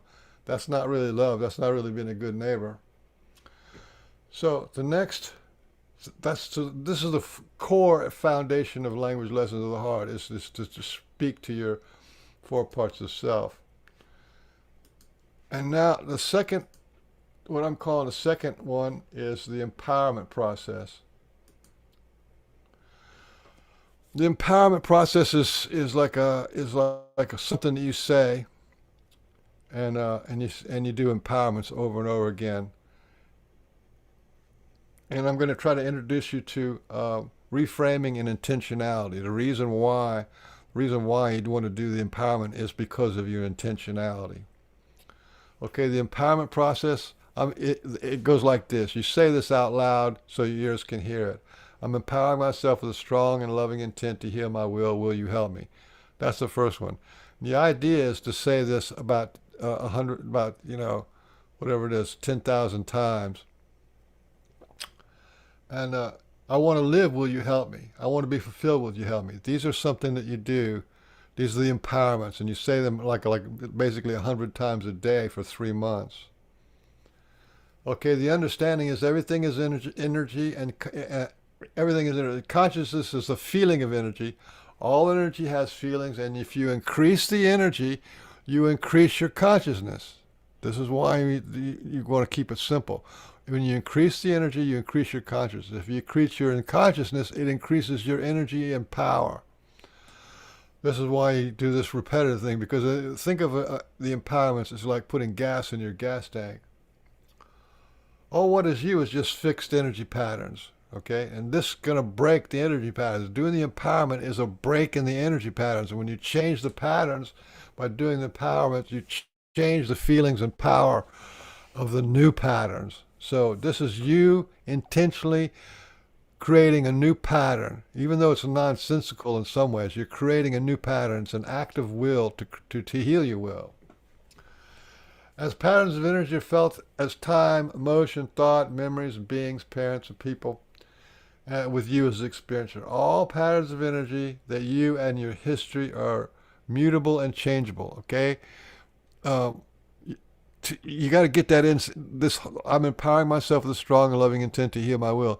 This is to prepare you to actually change. Everything is mutable. Energy is mutable. Energy can change. It can be enhanced or repressed, or it can be changed, the frequency. You can change your past. The big lie that they told you is that you can't change yourself, but you can. You can change your history, and if you change your history, you change your results, and you can change your karma and fate. That's what that's all about. And remember, the understanding is all wounding happens from the outside in, automatically, subconsciously, non-verbally, and invisible. And you reverse that by doing the empowerments. And you do the empowerments deliberately. Instead of automatically, you do them deliberately. Instead of subconsciously, you do them consciously. Instead of non-verbal, you make a verbal. Instead of invisible, it becomes visible. Yeah? So more understandings. Everything that is energy is a being, and all energy and all beings come from the ether, space. What is the great mother of everything? And language lessens the heart. This is what is the being is called will. Everything, every thought is a being. Every atom is a being. Your parts of self are beings. Everything in your cells are beings, and your body is a being of energy. All your memories are beings. Every word heard is a being, carries energy and feeling. The content of your of your consciousness. This is who you are. You are the content of your consciousness with a life force. The content of your consciousness is peopled, populated with thoughts and feelings and people inside you. This whole people thing is important. The population of people is for you or against you. When you have bad intentionality, you have people who are against you, saboteurs and people who shame and blame you living inside of you as you. And then if you can also have good people living inside you, as energy beings. Where you go in life, be it struggles or adversity or thriving and fun, depends on the members that are in control of the power to intend. This group is called intentionality. When your life ends up completely off from what your intentions are, then you have bad actors in your intentionality. The understanding is you learn to create your reality by doing the empowerments and other processes. You're learning to create a reality for yourself by doing the empowerments. You don't have a choice until you install a choice. Then you have the ability to choose, right? This is what is a little, yeah, you don't have a choice.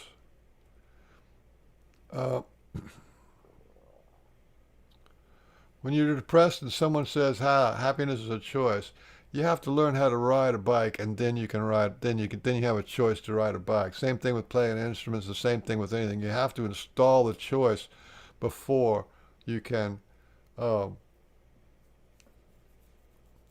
before you have a choice. The way to say to your empowerments, I'm empowering myself with a strong and loving intent to heal my will. Will you help me? What you're trying to do here is there's you're the one who's speaking, and then there's what you speak, and then who you're speaking to. So that's like a three-part deal. And you're creating this three-part scenario. You're creating an event. I'm empowering myself with strong and loving intent to heal me. If you say that to a cloud, it is you talking to the cloud. And how you say it can be done with emotions. The problem we have with people who are depressed and anxious and panic attacks and depression and bad self-image and discouraged, demoralized, all that kind of stuff, right, is because they get stuck in a low range. You know, you're only allowed to feel bad. That's all you can feel is bad. You see what I'm saying? So the whole point of one of the 3 points of saying your empowerments, I'm empowering myself with a strong and loving intent to heal my will you help me, is you can say them with different emotions. So you can say with anger, being a bitch, or being cruel, deceitful, or being abandoned, agony, or defeat, or shocked, or gullible, or homesick, or joy, or adequate. This is you, from your point of view, saying the same words, I'm empowering myself with strong love, but you try to use it with a different emotion. And what this does is it expands your range of emotions. If you're a painter and you only have black ink to paint with, then, but the more colors you have, the more richer your life that your painting's going to be, right? And for sure, to explore emotional qualities, to explore you instigating a feeling. You instigating a feeling is different than you reacting to a feeling. when you instigate the feeling of joy or hopeful or sympathetic or irritable or infuriated, or you say you have all these choices here. These are all these choices. And unless you practice the choices, you don't have a choice. In other words, you're going to be living your life automatically, subconsciously, and non-verbally, and then whatever slaps you up against the wall, you have to feel, right? Because you don't have a choice of when you get triggered. This gives you control and depth of emotional responses that you can have. It's an exploration of emotional responses, which is really pretty big deal.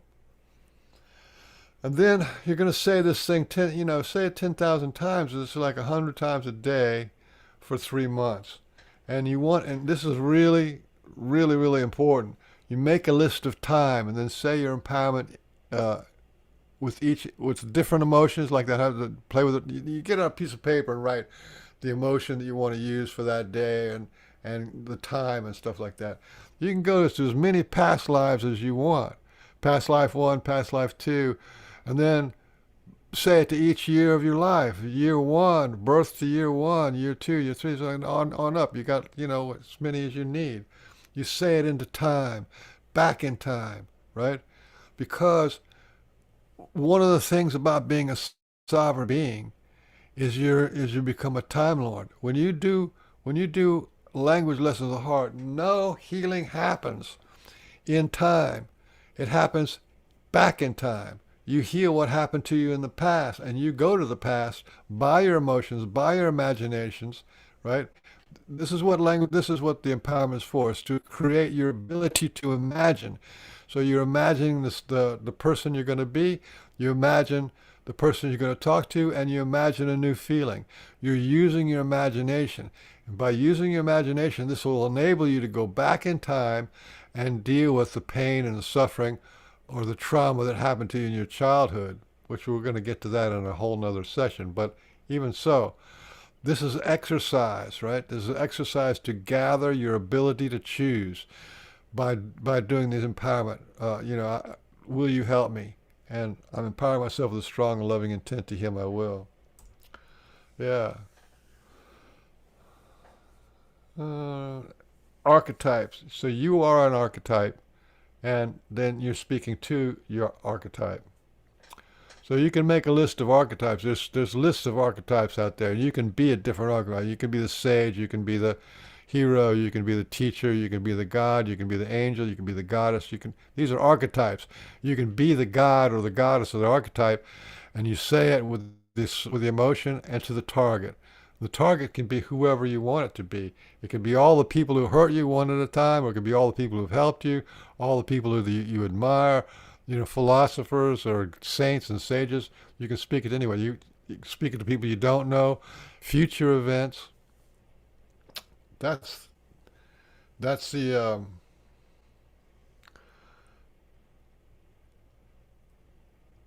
Here's an example of gods. These are all the gods. There's hundreds and hundreds of gods that you can be a god, or you can speak to a god and ask them to help you. And what this does, the words, I'm empowering myself with a strong and loving intent to heal my will. What this does is it's all about intentionality. And I'm going to stop this share here, and we'll talk about intentionality. Inside you have this whole collection of past events, and they run your life. When you have good things happen, it's because you have good icons, good people inside you helping you get good things done. But if you have a lot of bad things happening to your life, is you have bad people in your intentionality as an archetype, as a little being, word being, an energy being, but it's a being that's influencing your life. If you want to go to the happy street, right? You get on the bus and say, I want to go to Happy Street, and then the bus keeps dumping you off to the Hurt Locker Avenue, and then you get hurt over and over again. That's because of what's going on in your intentionality. In other words, you have more energy going towards pain and suffering than you have towards joy and happiness, right? These are beings inside of you. Everything is a being. Words are a being. the things that happen to you, the events or beings. And the empowerment process is about stacking the deck on your side. You want to ask 10,000 beings to be on your side to help you heal and to help you. You see what I'm saying? Instead of just having this limited number of painful events that happen in your life and they run your life, you're not allowed to be happy. You're not allowed to have money. You're not allowed prosperity. You know, you have these things that kick in. That's having a toxic intentionality. And intentionality is the power to intend. So no matter what your intentions are, if you don't have the power to intend, it ain't going to happen. This goes back to what they were talking about, that Neville Goddard and stuff like that. Think and grow rich. You can think and grow rich all you want, but if you have a whole garden variety of negative, self-sabotaging, self-hatred, hating backstabbers living inside of you as words and memories of past events that haven't been healed, good luck. You can try,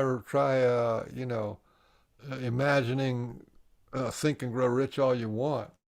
So that's what the empowerment thing is. It's definitely worth doing it. You're creating a new pattern in your life. If you're going to do some healing work, you want to create some kind of new pattern. This is like a non-invasive new pattern. You don't have to change your diet. You don't have to change your job. You don't have to divorce your husband or wife. You just change the pattern of you doing it. You deliberately, consciously, verbally, and visually do it, creating with your mind and with your imagination. Okay, that is the empowerment process. Any questions?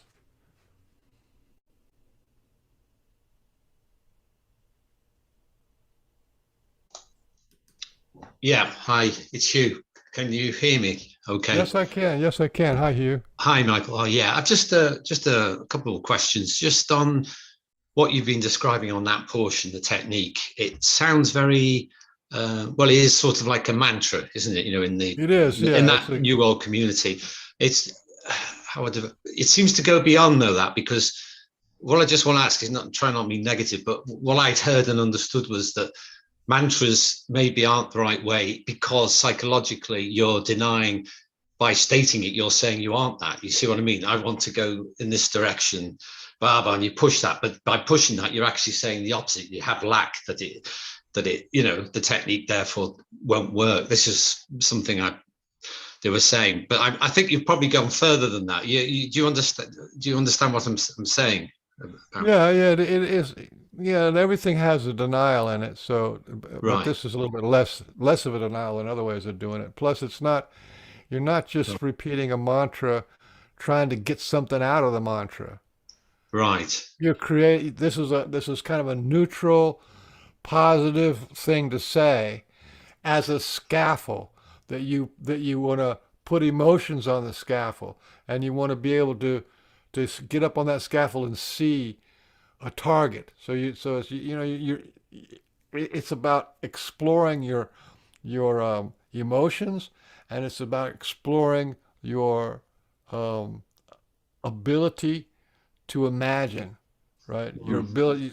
We have a hard time with imagining. We can't even imagine a different government. You ask somebody to try to imagine a different government, we can't do it because our imaginations are crap. They're all rusted solid. It is this way or that's. There is no other way. This is the way the government is. No, we use our imaginations. You see. So you create these little scenes. So for this day, you're going to be Lord Shiva, and you're going to be talking to the whatever, some other god, maybe whatever, and you're saying, "I'm empowering myself with strong, loving intent to Him. Will you help me?" And that your will goes out and finds this. Let's say you're talking to who's that other guy? You're talking. Let's say you're talking to some famous person, some like Carl Jung. You're asking Carl Jung to come help you. Your will hears this and will take an image of Carl Jung that you have, you're imagining, right? You're Shiva and you're telling Carl Jung to come help you heal your will. It'll take the image of Carl Jung and stick it into your emotional body, and that becomes part of your intentionality. Now you got Carl Jung, or you could do it the other way around. You could be the Carl Jung saying something with a commanding voice to Lord Shiva, right? And then you got Lord Shiva inside of you, building up this repertoire of these beings.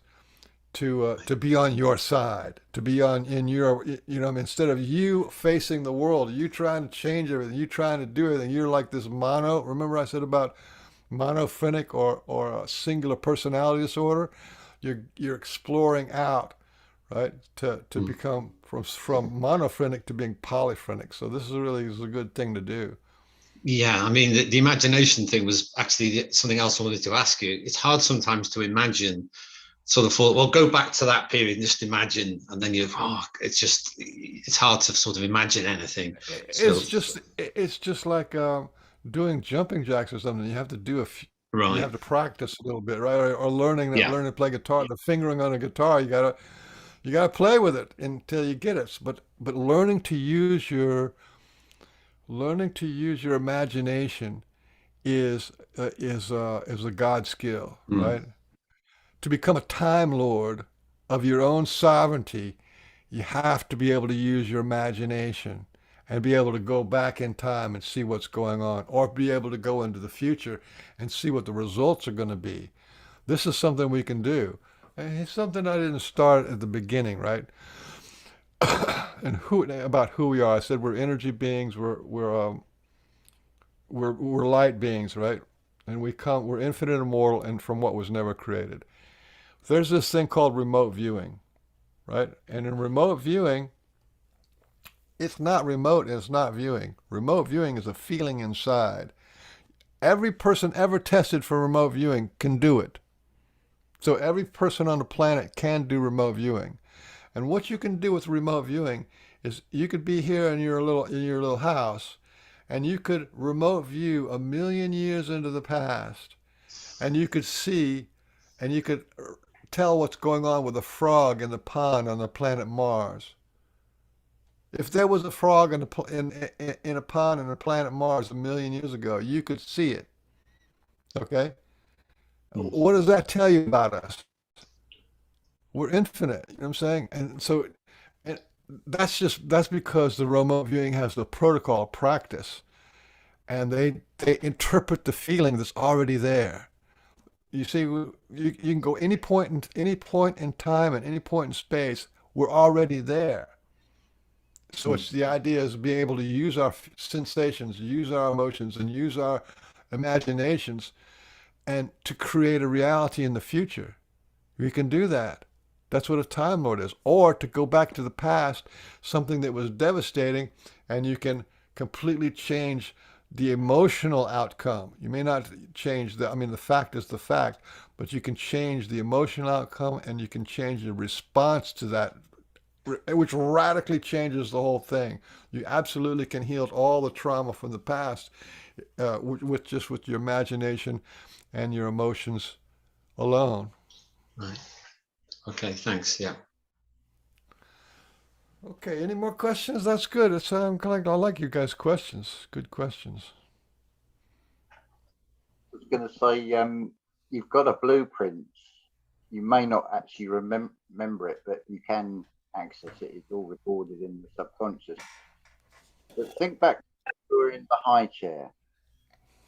Even if you don't remember it, it's easy to grasp as a concept. Now, at some point, we learn by example. You see your parents eating using a knife and fork or a spoon. You make that conscious choice inside yourself that you don't want the spoon being shoved in your mouth. You want to hold the spoon and you want to master it. Then you have the fall from the fall of the Tower of Babel, because you put the same idea into wanting to learn to walk. So physically, once you're at that high chair, you've dropped, but you're still babbling because you haven't mastered the language. But it's just repetition. Nobody comes to the table, for example. So it's drummed into you. So this is self-programming. So the picture I paint in my mind, I do like King Arthur and the Round Table. So I've got 12 knights, the 12 cranial nerves, and one of them, Ludwig, Beethoven apparently had quite a fearsome temper, so he appears like that. Now, as things come up, past memories, maybe at school harsh words said, "Oh, you're rubbish at football," or whatever it is. You just say to yourself, well, to that character in your mind, that's just your opinion, and just watch them dissolve and fade. The world is a stage, and you create. We're projecting into the mind, so these characters will come up, whether you keep them alive or not, or whether you dissolve them. The way I describe it is, you can't land a 747 on a cluttered runway. A white dove isn't going to land on a rubbish heap. There's nowhere for it to really solid for it to stand. So you create a new environment. This is testimony of it, because you're putting out an energy and you're attracting the same energy back with the people like here. So this is fantastic. Anyway, Well, you got it really dialed in right, and I use that same thing as your mother fed you with a spoon, right? We get told no, right? We get told no in one form or another 56,000 times growing up. This is a lot of negative programming. No, stop doing that. I can't do it. You got to finish your dinner first. Go clean up your room. No, you can't do that. Don't get outside. You got to, right? No, no, no, no, no, no, no. Okay, so it's just like he was saying, you get fed with a spoon as a child, and at some point you reach over and you grab that spoon and you start feeding yourself, right? That's a big deal, feeding yourself.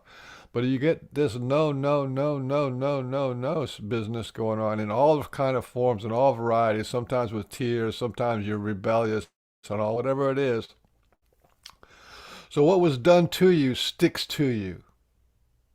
What was done to you hurt people, and what was done to you stick to you. And the first thing that you do with what was done to you is you do it to yourself, right? And then the second people that you do it to is your children. This is how generational trauma happens. So you get this negative programming, and then you incorporate it, you internalize it, and you do it to yourself. If you're getting no, no, no, then you end up subconsciously saying no, no, no to yourself. I can't do this. I'm not smart enough. I'm not rich enough. I'm not pretty enough. I'm not handsome enough. I'm not strong enough. Or I'm only alone. And right, you have all these excuses, and the excuses are coming from what was done to you. Yeah. I don't know if that's resonating with everybody or not, but what was done to us, we internalize and do to ourselves. And then we think that that's what love is. That's not love, right? That's conditional bartering going on.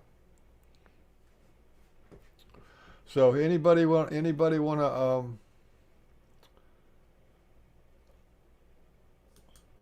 do some how? Go ahead. Just this idea, to me, love is a loaded word, and you're explaining part of why it's loaded for me. The oldest saying is that you get smacked by the parent. This is harder for me than it is for you, kind of thing. And then they tell you they love you, or they're doing it for your best interest. You don't. What is it? I don't want you to go through what I went through. And it twists all the words that are supposed to be a beautiful meaning, like I love you, Michael. And it's like perverted and twisted, and how do we get back to a love that you're explaining? We don't even know what love is, because what happens is you get treated like a dog. They did this thing, a survey that they did that about 60% of the people in the United States treat their dogs better than they treat each other. Then they treat their kids. The kids don't treat each other as good as they treat the dogs, and the parents don't treat the kids as good as they treat the dogs. That's just the reality that we're playing with here. But yeah. So So they get treated like a dog, worse than a dog, for 18 years. But every year of 18 years, you got a cake. I love you. Happy birthday. And and Christmas time you got a new bicycle or skateboard, and you've been treated. So then you got treated like a dog mixed with love. And this is what love is. Yeah, go out, take out the garbage, or you're not getting fed. You know what I'm saying? So love mixed with this condition, the most conditional love you can possibly imagine. Uh, so there again, and then it's like you get like disjudged and shamed and blamed, and then you find nothing inside of yourself. There's no resilience. There's nothing inside of yourself that says, "Hey, look, I'm doing okay. These people are insane," right? You don't say that. You go, "Oh my God!" You internalize it. I am the worst. I need to be punished. I'm not good enough. I'm not worthy, and I can't get love. Everything I do doesn't work out. Right? We have this, and this is what we're going to address next. We're going to address judgment and denial release, because these words are toxic as all hell, and they just sound like words, but they have, the words are the logos of God, right? Every word is the word of God. So to our emotional body, right? So when you say bad self-image things, it has a real kick to it. So what we're going to talk about doing. So this so far we've got two: talking the parts of the self and the empowerment process. We guess two more. The next one coming up is the judgment and denial release. The judgment and denial release process.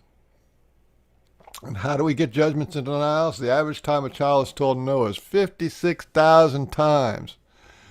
Add to this other adversities like abuse and neglect, and your mind comes to subconscious conclusions. These conclusions become habits that guide and dictate who you are and what you feel and who you marry. Okay, those conclusions become habits and laws, and they are words and feelings and faces. Every judgment has a face and is a being, as a person.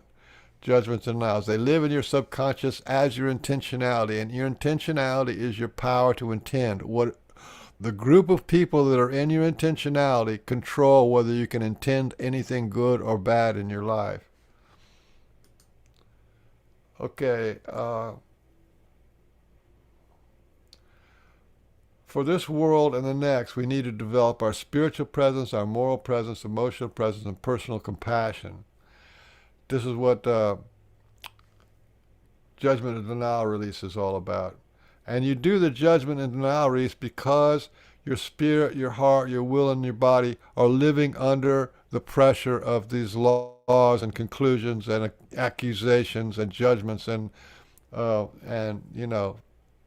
whatever they call it, whatever you want to call it. It's like a court of law. The judgment, so that you get, every time your parents yell at you, you go, oh, I can't get what I want, or I'm not loved, or whatever. You form judgments continuously throughout your life. If you get 56,000 times getting told no in every different form, you're going to form a lot of judgments and denials out of those toxic events.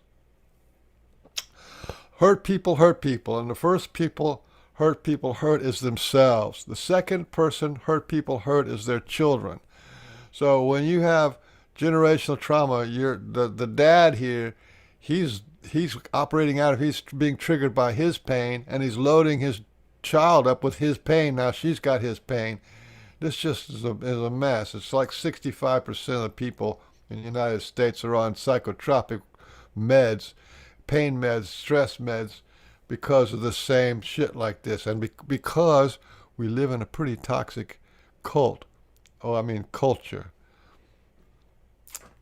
Okay, and so this is just talking about the original cause of a judgment is somebody yelling at you, somebody being angry, somebody destroying your sense of self. So, what is intentionality? Intentionality is the power to intend. Who you feel you are is the content of your conscience. What you think, what you experience, what you've learned. Okay, you can read all this stuff you want. Judgment and denial release process. The average time a child knows is 56,000 times. Children do not stop loving their parents when abused or neglected. They stop loving themselves. This is pretty much a fact. The 56,000 times equals a load of self-hate and self-disregard. It's this 56,000 times, okay, over 18 years is the reason why I say the empowerment's 10,000 times over at least 3 months, because there's this gradual accumulation of self-hatred and self-denial that we grow into as a children, and you need like a gradual, positive clearing and empowering, over time.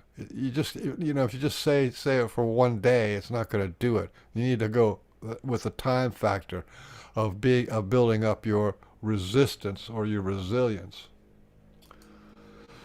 Okay, here's what's important about judgments and denials. Judgments and denials have two parts. There's the snake, this is the word energy, and the bite is the feeling energy. So the snake is the words and the thoughts, and the bite is the toxic feelings and results of life. So you have the judgment of you're not good enough. Those are the words, you're not good enough. But the feeling, right?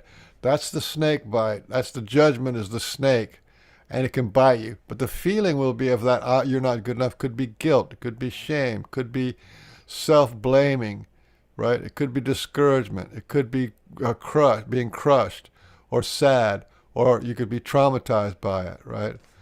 So there's two parts to it, the thought and the feeling, which really, remember, goes all the way back to the beginning, that everything is spirit and will, which is thought and feeling. So there's two parts to the judgment and denial process. Okay, denials and judgments have two parts. Like the snake is your mom and pop stuff, words and thoughts, and the bite is toxic feelings. The words, I'm not good enough. The toxic feelings is guilt, shame, blame, and anxiety.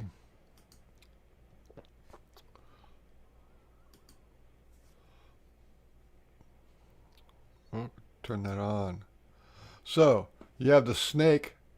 The snake is the judgment, right?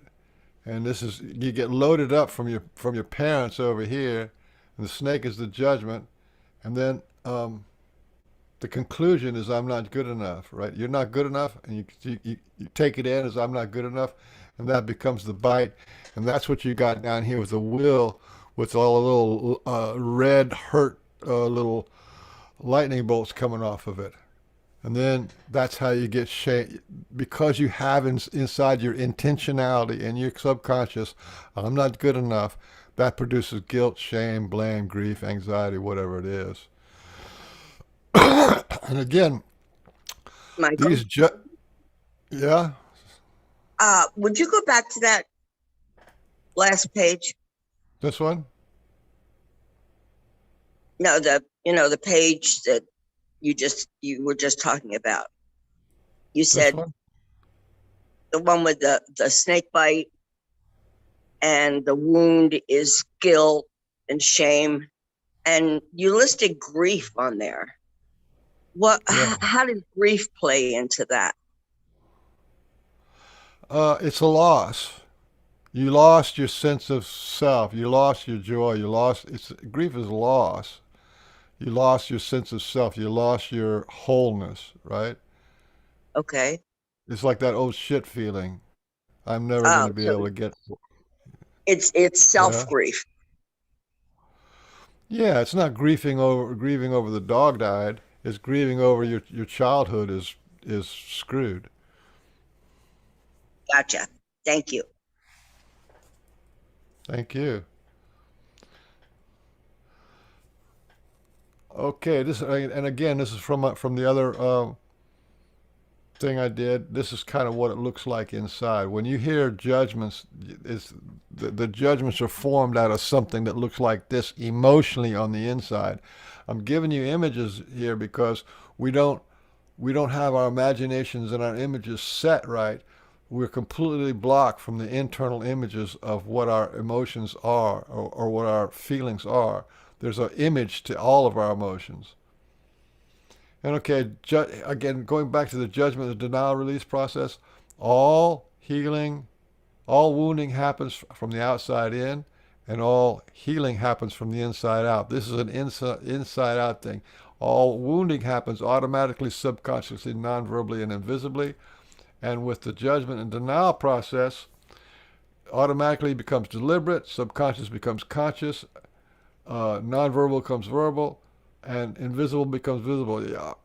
I hope you're seeing now that I'm repeating a certain pattern. And the pattern is the reverse of how you got wounded. And when you repeat the pattern of how you got, when you reverse the pattern of how you got wounded, you get unwounded. It's pretty simple when you look at it that way. And judgment is like a court of law. It's also like has the overtones of God, and if a judge proclaims you guilty of what you're being judged for, then you got to go to jail or pay a fine. And every judgment implies guilt, and guilt demands a sacrifice. You'll say if you're in a court of law and you get said guilty, the guilt demands a sacrifice. You're going to go to jail. You're going to get fined. You're going to be curtailed in one way or the other. Guilt demands a sacrifice, and you are the sacrifice. You and your liberty to be fully you. You're forced to feel shame, forced to suppress your feelings. You're denied access to the real self-love. You're forced to be afraid of more judgments. You're kept from feeling a worthy part of society, and guilt demands that you cannot live in joy and peace for long. The guilt's a real pesky thing.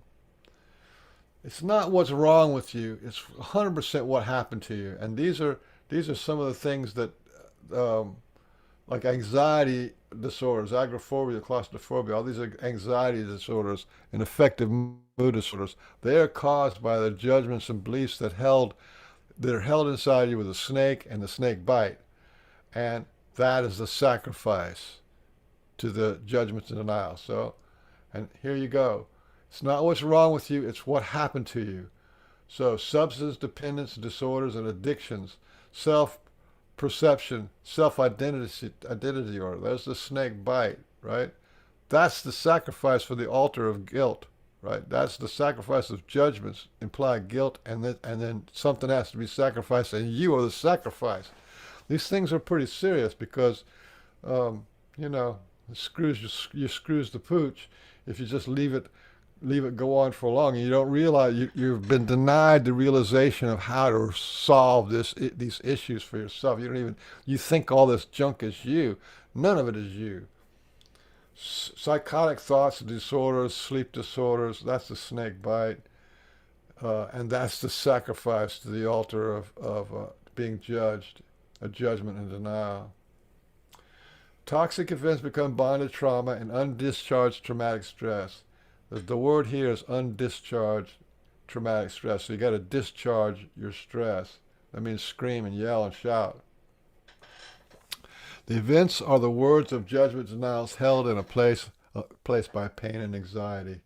This imprint can happen even before birth and in early life. Behavioral self-regulation, attention disorder.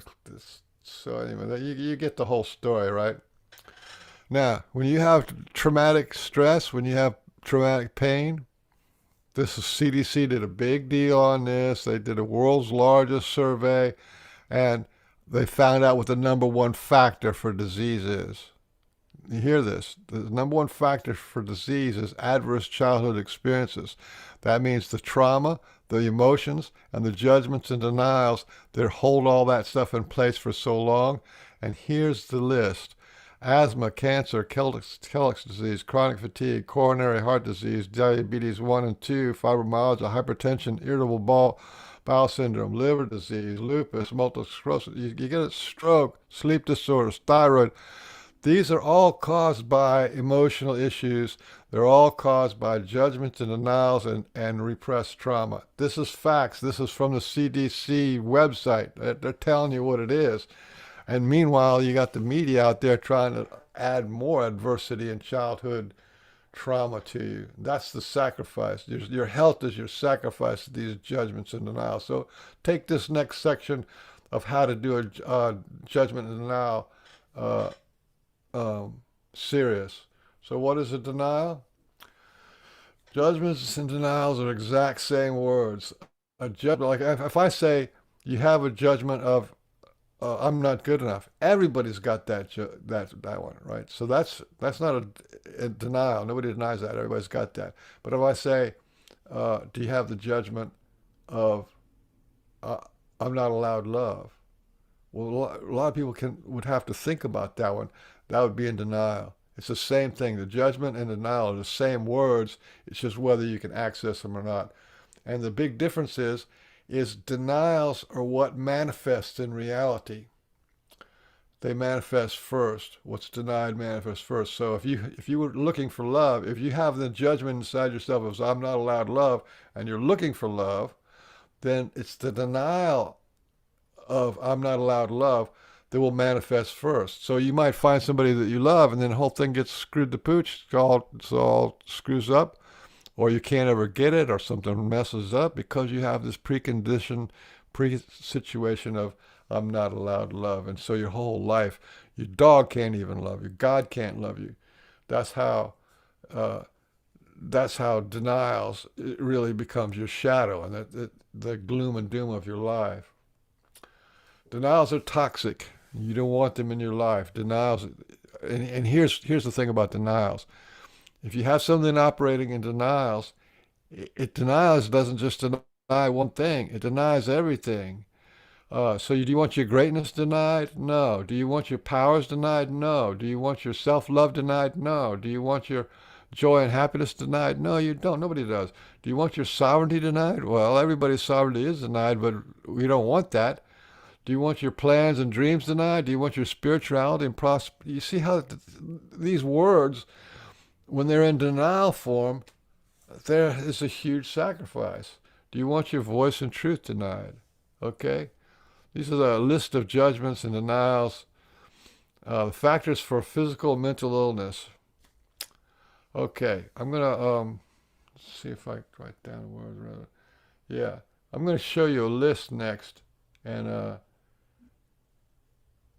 I'll leave this up so you can see. This is a list of examples. This is a list of examples of things, of judgments and denials. If you read this list, when maybe you go back over it and read this list, you pick out a few things that, like my illness is against me, my body is my enemy, right? Or I have to struggle to survive. That's a judgment, right? Or I'm damaged goods. A lot of people feel like they're damaged goods. That's a judgment or a denial. So you pick out a few that you resonate with. Ultimately, you need to go through and this is factors for these judgments and denials are like factors of mental and emotional illness. Here's a page 2 of the same thing. I hate and resent God for what He did. A lot of people have that, and that's pretty toxic. I must hold in all my unexpressed feelings. That's rampant in this world. Factors for physical illness, mental and emotional illness. And you've already seen this one before when we reverse it. Okay? Now, you've written down, so if we had more time, we could do it live. You've written down some judgments that you can tick off. Ultimately, as a judgment and denial release process, you'd want to practice hundreds of these things because you have this happens to be a list on what causes physical illness, but there's relationship issues, there's God issues, there's financial issues, and there's like healing issues. All these categories each have their own kind of judgment flavors and denial flavors. Okay, so this is the formal the words of the denial release process.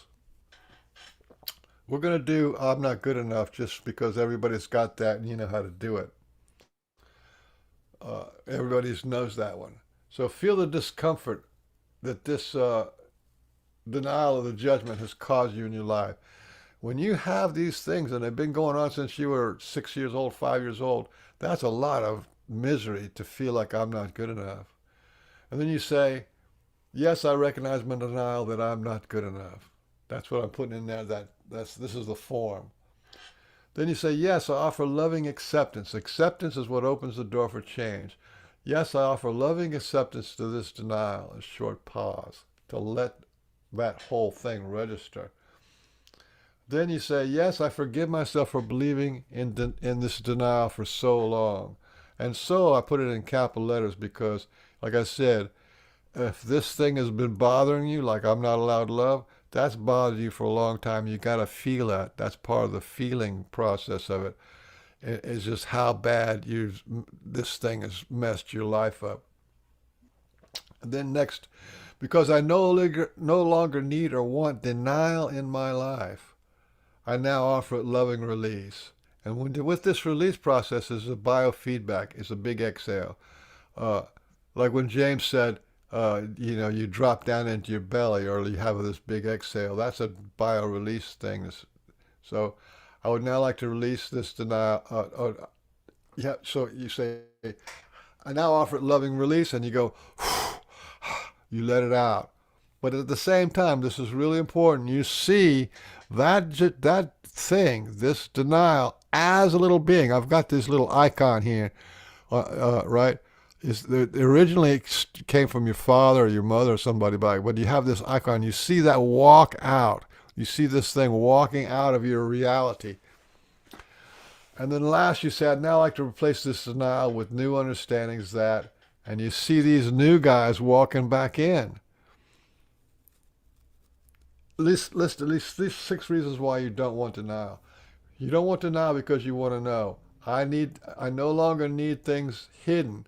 Denial is not loving. I cannot love what is in denial. My light must be able to shine into what, you see what I'm saying? You have these reasons for why you don't want denial in your life. And because you don't want these results that denial gives you, which was the above mental, emotional, physical illness.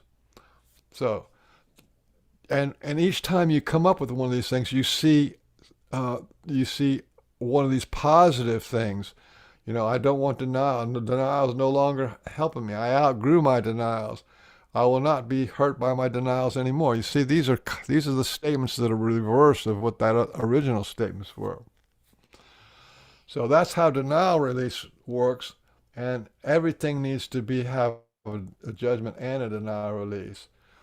Now, the judgment process is exactly the same, right?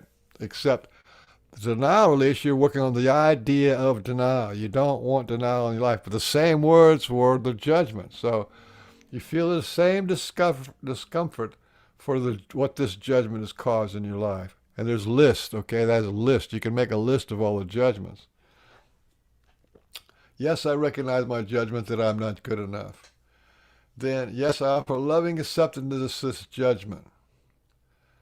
And yes, I forgive myself for believing this judgment for so long. I'm not good enough. I actually had that problem with love. I was like a world class. I'm not good enough. Because I no longer want or need this judgment in my life, I now offer it loving, big breath, loving, release. And you see it walk out or float out. You make some kind of an image that's leaving you. It's leaving you. This is how you communicate with your emotional body, which is what's holding the memory of the event. And you see that person, or you see that image, or maybe it's just a stick figure or a cloud, whatever it is. You see it moving out. It's a visualization in your imagination. You see it go. Okay, but in the judgment release, you want to replace with 6 things that are the exact opposite. So if I'm not good enough is the judgment, then the very first one coming back in, you watch them come back in, is I am good enough. And then you come back into variations of that. I am good enough, and I am more than good enough, and I'm a good mother, I'm a good baby, I'm a good father, I'm a good child, I'm a good hiker, I'm a good cook, I'm a good talker, I'm a good learner. You see what I'm saying? You're giving bullets to this. You have this negative thing over here, which was like the authority. And all of a sudden you're confronting the authority with, that's not true. I'm not. Maybe I was not good enough that one day when I was 7, but I'm good enough. I can drive and all that kind of stuff. Right. Okay. You have a question?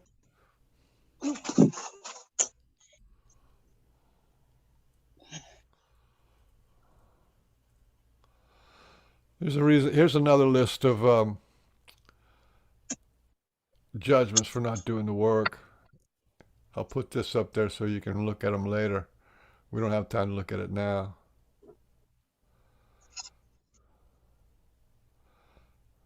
Yeah. Stop screen share. This is the heavy lifting. So anybody have any questions about the judgment and denial release? Go back and watch this video again, and you can you can look at the list and write it out of the formal judgment and denial release. Write it on paper so that you can find your judgments and you can release them right away. I tell you, very few things you can do in life where you can see results really soon.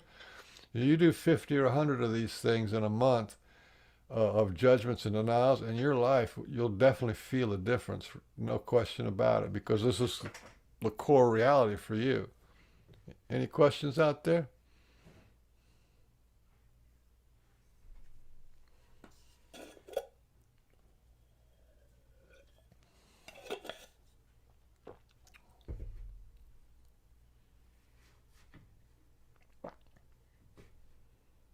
Well, it looks Okay. like everyone is very enamored and probably trying to digest everything, and Yeah, we've kept around.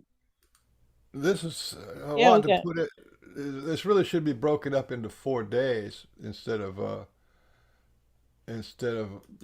1 hour. But let me just breeze on right, through but here. like you said, you can go back and listen to it and go over Yeah, it, and the information's all there. So yeah, yeah, that you was can. great, Michael. It really put in all the details. Now, the last one we have is emotion release. We got time to do the emotion release one? Sure. If anybody needs to leave, of course they can leave, and they can Yeah. watch this later. So yeah, go for it. Okay, because now it's like 10, it's already 2 hours, but um, maybe went too long. But I feel like I'm rushing it because there's so much information here. But just to give Yeah, everybody, just go with it. It's not a just to give problem. give everybody a little overview of, Yeah, you it's know, great to have it all in one video, and like you said, people can watch it in parts, whatever. It's perfect. So yeah, yeah, go ahead. you're learning a new language, you're learning a new way of being, and you're learning imagination, and you're learning feeling, and and compassion and all this kind of stuff. You just that stuff you don't pick that up in one afternoon or one quick look. Be worth looking at it a few times. Okay, you can see this finding your lion heart and going full collie. This is what's called retro causality. This is where you become a time lord and a lot of other things. So let's see.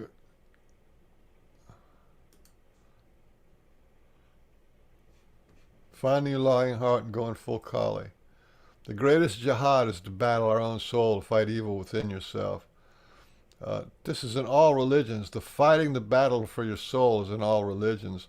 And like what I just said with the judgments and denials, and how powerful they are and how they can affect your whole body, those were the words. Remember, the words was the snake, but the emotions is the snake bite. And when you have both those things happening, the snake, the the bite, the feelings can bring about the words, and the words can bring about the feelings. So you need to get rid of both of them.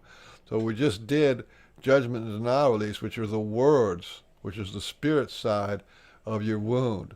And this is going to be talking about our abusers, the invaders like emotional parasites.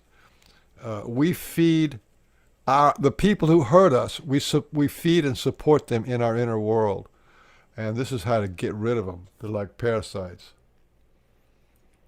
This is, again, you want to see, oops. This is what a little emotional meltdown looks like.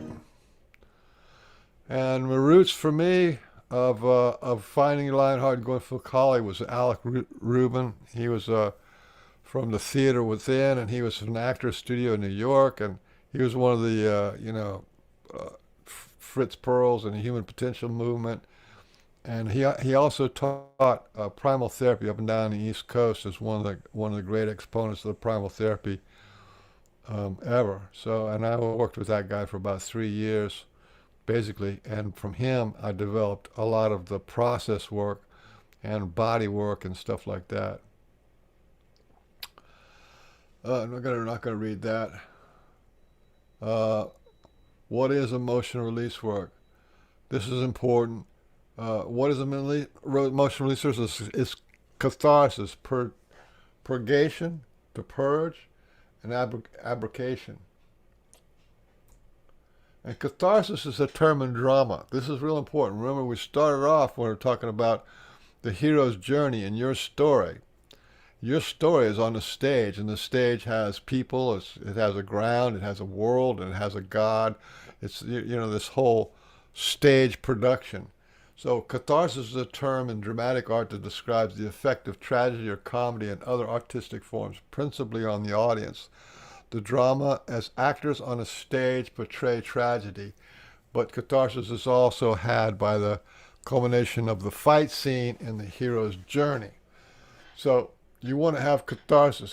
Catharsis means to heal, or the purification or cleansing of the emotions, right? This is not new stuff. This goes back to the Greeks.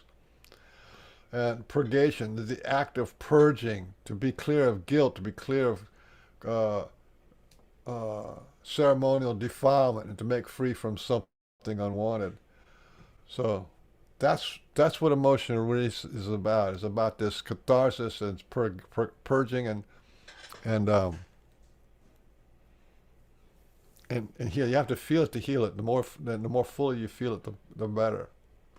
So there's a lot of different kinds of emotional release, and one of the kinds of emotional release is what they call toning. Emotional release uses thought, images, and feelings.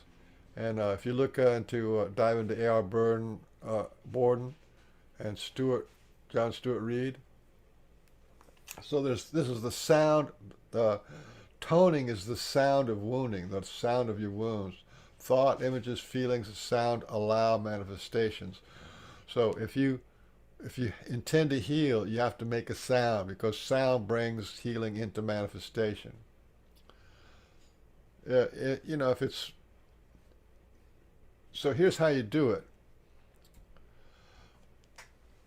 You can do emotional release like right in your chair right now. So what you do is you just tune into your body, just relax, tune into your body, and you feel any discomfort or any tension or anything like that, and you just tone. And then you find the part of yourself that hurts or has discomfort in it, and you try to match the tone of your sound, the tone, to the pitch of the pain. You're connecting your voice to your physical body, to the pain.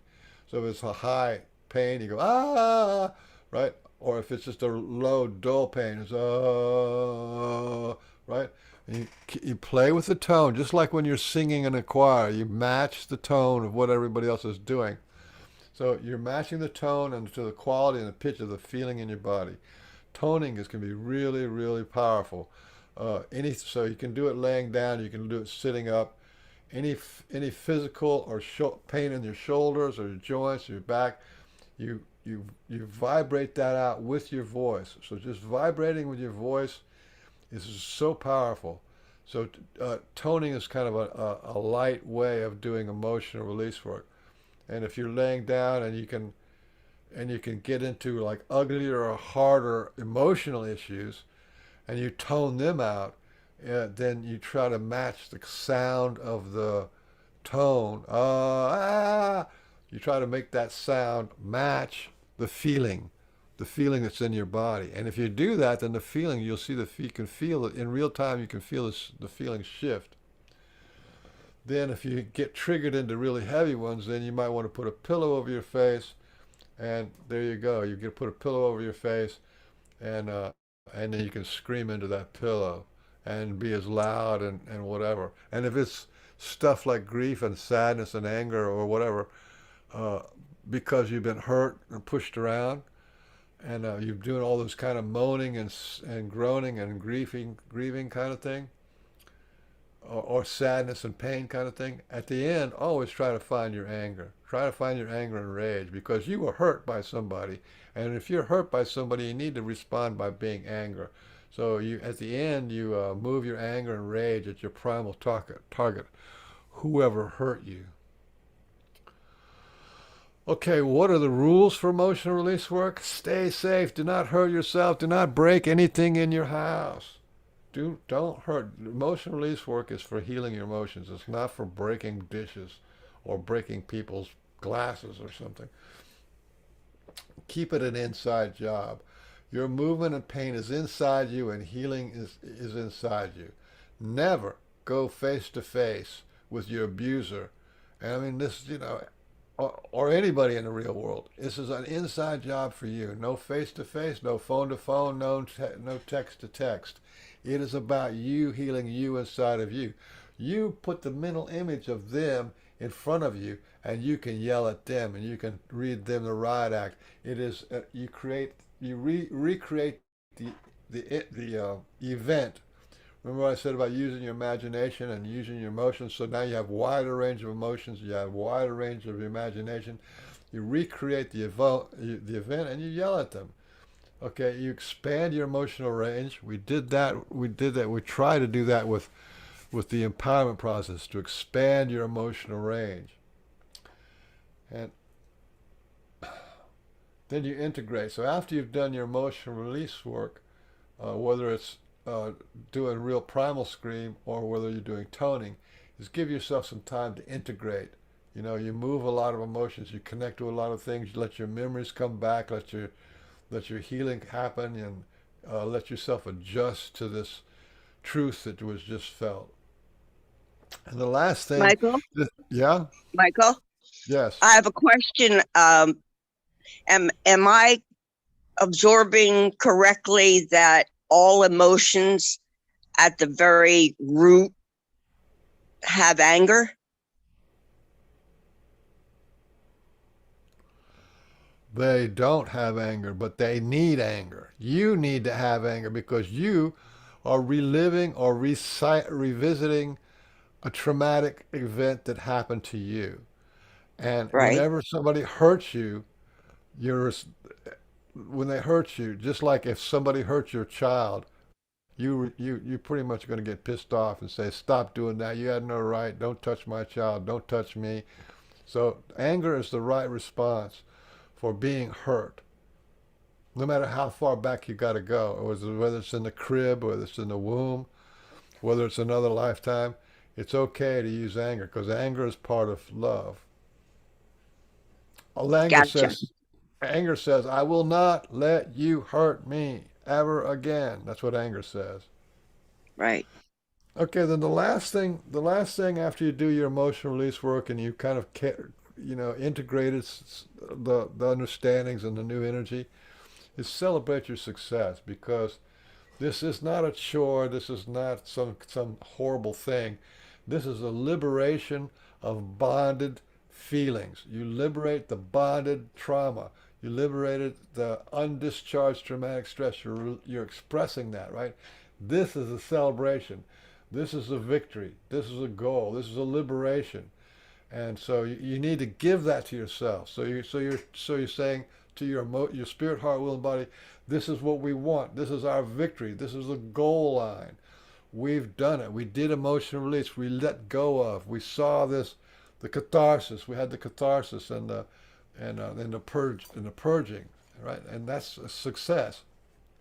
That'll make a nice loop for you. So it's not like a traumatic just doing your emotional release work. Unexpressed emotions will never die. They're buried alive, and they will always come out later in uglier ways. That's Sigmund Freud. Mhm. Express what was suppressed. Feel it to heal it. Daddy, your drama. Mama, your trauma. Screaming and yelling at your abuser in your imagination. in your feelings, in your imagination. Grieving, crying, moaning, that's your pain. Whatever the pain is, that let that out. Let it out. Cry like a baby, and then you can sleep like a baby. This is the natural thing we do as human beings. We are born crying, and we don't start dying until we stop crying. So, rage into blind rage is to a murderous rage. You move your emotions into the end when they change. So, a lot of people have this a big taboo. That's a huge taboo. Babies shouldn't cry. Men shouldn't cry. Women shouldn't cry. Everybody's telling everybody to stop crying because if we actually heard the whole world crying the way it needs to cry, you would realize that 66% of people are living a life not worth living, and they have to eat drugs just to get up and do it every day.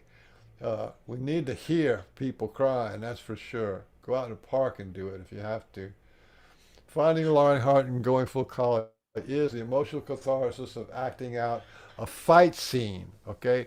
The fight or flight. You're going to give it a fight scene. So the first one I told you about was just being in the chair, laying on the bed, and just toning, right? And just feeling the vibration. This is nonverbal, just the sound. It's a words, no words, just the sound. But this one is where you get the real catharsis. You build a model. You build a stage play. It's part of your hero's journey. It's the fight scene of your hero's journey. So you go fight and kill your inner demons, and everybody's got these demons. And and your demons are the words, most often the demons have like your brother or sister's face on them, or your mother and father's face on them, or some bully's face on them, or your ex-husband's face on them. You kill the demons of those people who hurt you. It's time to fight and rebel against the dying of your light. Remember me and fight. That's Lord Krishna. Move your rage until you find your terror. Move your terror until you find your rage. That's some quotes. I'm going to skip past a lot of this stuff because it's getting late. Finding lion heart and going full collie. Find a safe place to move your body and emotions loudly. Do not hurt your body. Find some safe place, a park or someplace, so you don't bang into anything. In your house with loud music playing, that probably gets you away. Or go to a park away from people. Drive to a safe place in the country. Check for actor studios or any kind of stage that you can use in your town. In your car works, but it's not so good for moving your body. Agreements with you get agreements to do emotional release work with your spirit, heart, will, and body. Note, if you want to move your emotions loud enough that's what you want. You want to move your emotions loud enough that the people call the police on you, right? Oh yeah, I've had the police call to my house a couple of times. Yeah. Well, I had 4 or 5 people there. You couldn't believe that the police shrank and stepped back when I told them what I was doing. It's like that they had fear on their face. When I told them, "Oh, I have a whole room full of 4 or 5 people who've had sexual trauma and childhood trauma, and they're just trying to move out their feelings." These guys took a step back because the last thing they want to do is, in order to understand our feelings, they would have to feel their feelings. Ah, So here's what you say. If you're in the park and you want to do emotional release work in the park, you make a little sign or something. Or, but if anybody steps up to you and says, "What's going on? Are you all right?" You just look at them and say, "I'm rehearsing parts of a movie that I am writing. It's about child abuse and child neglect." You just tell people that, and you just tell them you're rehearsing, and you can do it anywhere. So some things you're going to need probably is a notepad with a sketch so you can sketch out the kind of scenes you want to cover. A blanket if you go to the woods or the park. A sturdy pillow so you can scream into it uh, and hit your fist with it. And if you can get a little piece of plastic PVC pipe, cut it about 3 feet long, you can use that as a plastic bat, or you can buy a plastic bat. It's really good to use your body, or if you have a gym membership, you can put the light gloves on and do work on the speed bag or a heavy bag. There's a lot of ways you can do it. Okay. Oh, no. You write the scene, you direct the scene. Remember, everything happened to you automatically. It's nonverbal and visible. you're deliberately doing this. You write the scene, right? And my mom did this, my dad did that. You remember the scene, and then you direct the scene. You play the part of the hero. You win and save the day, celebrate your victory, and yay, it's success. And here's what doing the full collie, you know, what they what do you call it? The form of it is in a cross from your heart. So the number one is fear into the fight or flight. Yeah, which is run or fight. The first part is fear, and then you move over to the right hand side, and which is your right hand side, into the anger and rage, and you yell at whoever hurt you. Right, so whatever the scene it was, you're not allowed to ride your bicycle. You can scream at them, or you got hurt somehow by your parents. And you scream until you can't scream anymore. And so you have these two things: the fear, and then the anger into rage, and that pulls up your energy because both of these things are coming from the heart. So if you move enough fear, you'll come to the end of your fear. If you move enough anger and rage, you'll come to the end of your anger and rage. But both of those will lift you up to the point where you can drop down into your pain, which is what people don't want to do. They don't want to go from cold. Well, go feel your pain. And you don't want to do that. Nobody wants to do that. But when you feel your fear and you feel your anger and you do this whole process of creating the movie scene of the fight or the flight, then you can drop down to the pain, which is the moaning and the crying and the comfort. And then you can that's where your mentoring comes from, and that's where compassion comes from. Compassion comes from, uh, you know, holding on to the inner child there. And last, you go up to the feeling of victory. So that's the form to go to. That's 4 parts to it, and you can do them all in like 3 or 4 minutes because your fight's not that big of a deal. You can only fight for so long, and you can only run for so long. So in this scene one, just imagine a dog is going to attack you. The dog is going to attack you. You're going to kill this dog, right?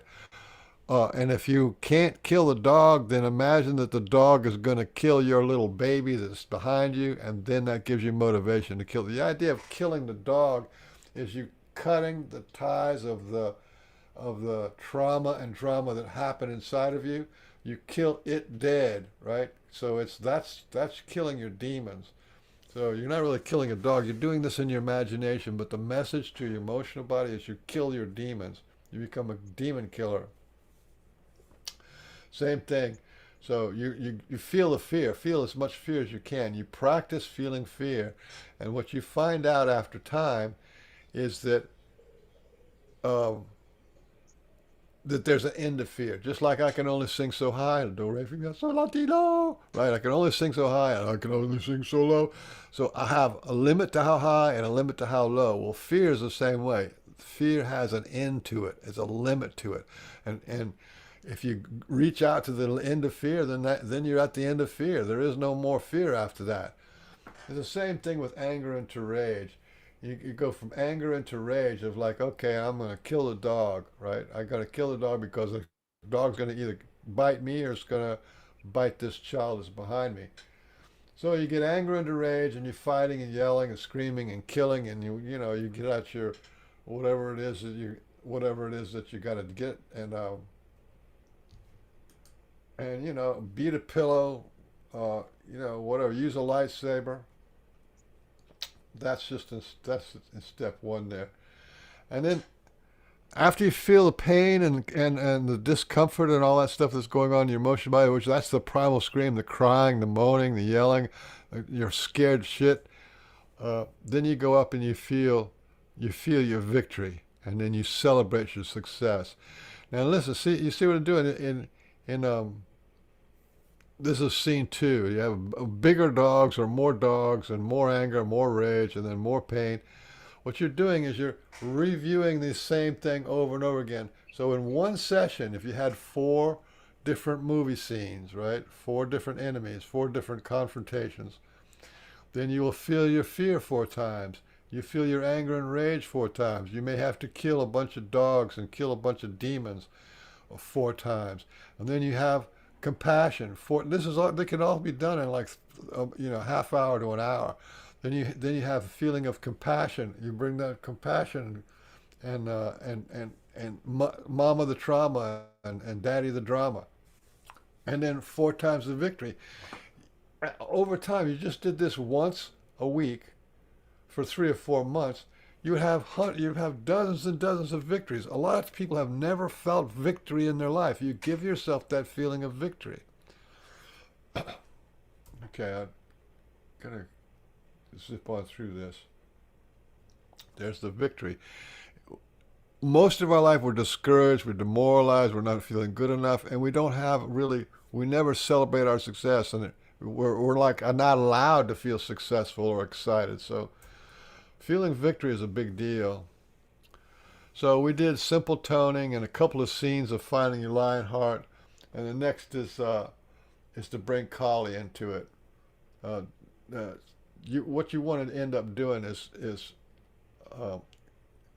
after killing your demons and stuff, you get into much heavier work with your parents or whoever really, really hurt you. Some people, like, they've been raped or they've been abused or neglected really bad by parents. But it's when you get to the point of the rage where you're going to kill the demons, here's what you do to move it out of just the personal me and the dog and maybe the kid. And that is, you're going to kill the demons for your mother and for your father, because they had the demons inside of them and they gave their demons to you, just like learning how to do this thing. So the first sphere of emotional release is you kill the mom and dad who abused you, you kill their demons. And let's see if I got that. Oh. Yeah, so you kill your parents, right? Move your anger and rage. It's a murderous rage. You kill your parents, right? They both hurt you, and one hurt and the other one neglected. And what you do is you kill their demons for them, right? And then you go back in time. This is where you become a Time Lord. You go back in time and you kill your grandparents' demons for them, right? And then you go back in time again and you kill their grandparents or their parents' demons for them, right? And on back in time. This is really powerful. And to go full Kali, right? Emotional release, you do the same thing. You kill the demons of your mom and pop that have hurt you. The demons that hurt you was from your mom and pop, and you kill their demons. You kill their demons. And then you kill their family and friends and spouses, anybody else in your life that has responded to that, which just goes back to that family, right? You kill the whole family line, and if that pain is transferred down the whole family line, you just blow up the whole, history of your family line. Or if it was a man who hurt you, you blow up every man on the planet. Then, if it's they, them in society that you need to kill, blow them up, just destroy them, right? And then, if there's a world of pain that was created by your trauma, you created a world of pain, a world of suffering, a universe of a demon-created universe. You just blow that off. This is real important to do this. Then, if you have spirit realms, guides, masters, angels, demons, anybody who's helped, who has never helped you, was not there for you, you blow them up, right? These are the demon masters. This is for both scene 3 and 4, so 2 warm-ups and then 2 hardcore. And then the last one is the good God and the devil, right? In your emotional body and your child body, if you're having bad things happen to you, it's because God did it to you, right? That's how it is emotionally to the little 4 or 5-year-old or 7-year-old. If God did that. So you have a demon God, your demon Lord, and you want to be able to kill. So you're killing from your parents all the way out to the universe, and then you kill the demon gods, right? And this black represents everything's wiped away. So there is nothing inside of you that's connected you to your pain, to connected you to your trauma. You have cut it, you've killed it, you've chopped it, it's gone, it's eliminated. This is very, very powerful uh, uh, time travel kind of healing. Okay, so I think that kind of covers it. And it's just, there's just more. You write the scene of what you need to do. This page right here kind of gives you the basic. If you want it, when you want to go do it, you can use this like 1, 2, 3, 4 pattern.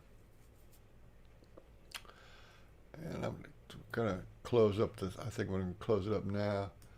So let's get some questions. Any last questions anybody wants to? Josie in the chat wanted to know if you offered one-on-one sessions. I don't do one-on-one normally. I can give you advice on doing.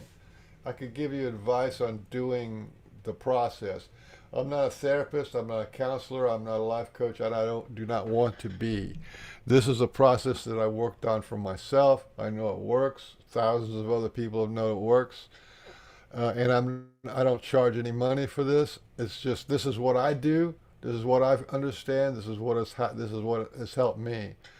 So I do not want to be a life coach, and I don't want to be I don't want to be responsible for that.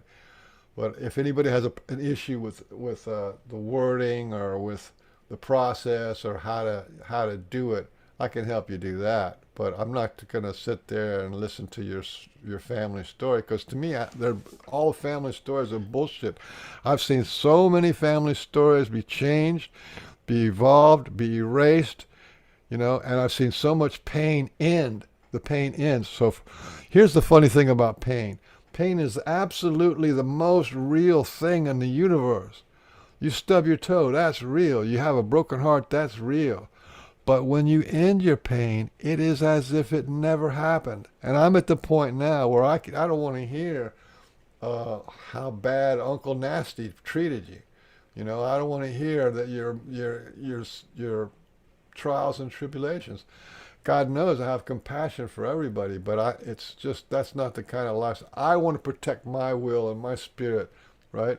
I do not want to load up other people's stories onto the story that I have now, that it took so long for me to purge, took for so much catharsis to rid myself of the sad story. So that's why some people like doing that. The psychiatrist and there's some great life coaches, great past life people, and great life coaches. There's all that stuff is out there. It's just not my thing. Well, what is your email address if someone has a question? Because not everybody's on Facebook. Oh yeah, my email address, if somebody has a question, is tv3877 at yahoo.com. And I'll put that in the description too. And Okay, I really like this was a great format. I'm sorry it took so long. It's like 2.5, 3 hours, I think, isn't it?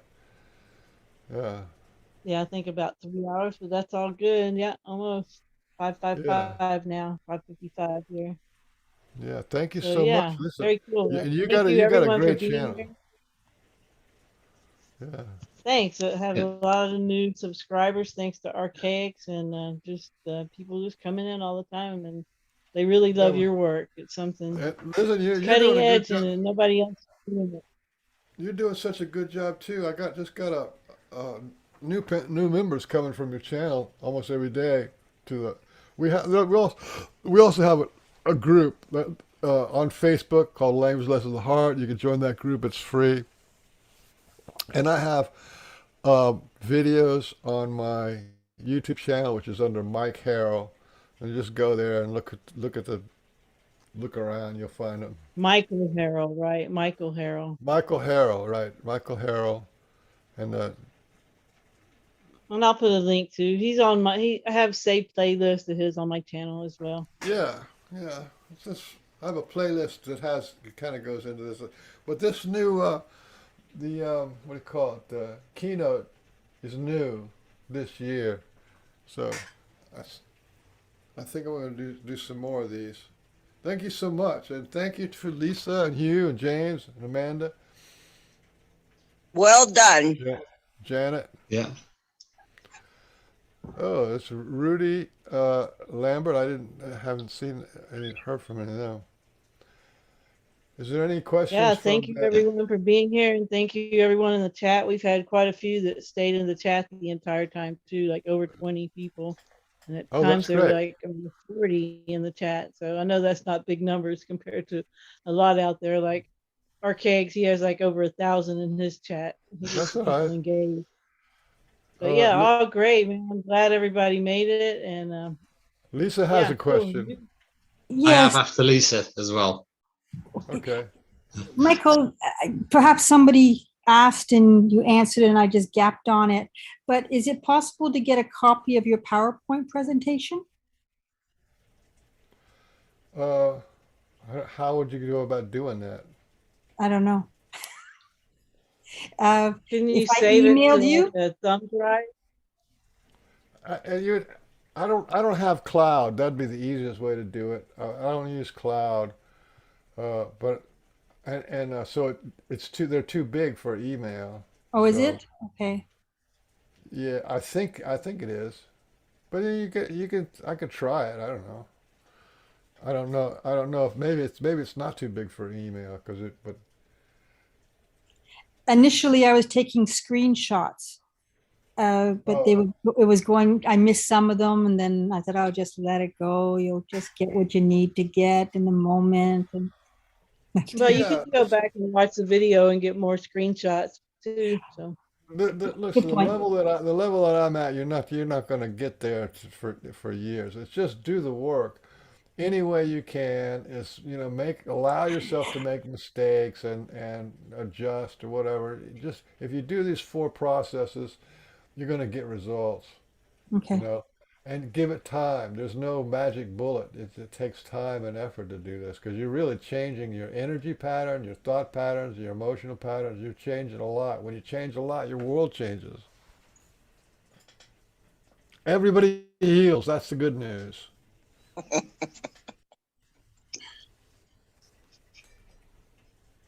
So you, did you want to say something? Yeah, all it is on the techniques again, on the last part, you were talking about release from the past and so on.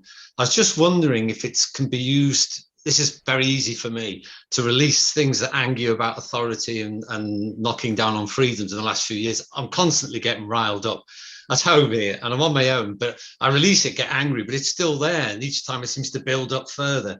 And I thought, well, that would be easy to tap into, much easier than actually, which I would do as well, obviously your past and all those things. Would that be a starter? Just trying to get over. Give me an example of what you do. Yeah, right. Without wanting to shut down the channel because eventually anything, but in the last few years they've demonized people who don't do certain things.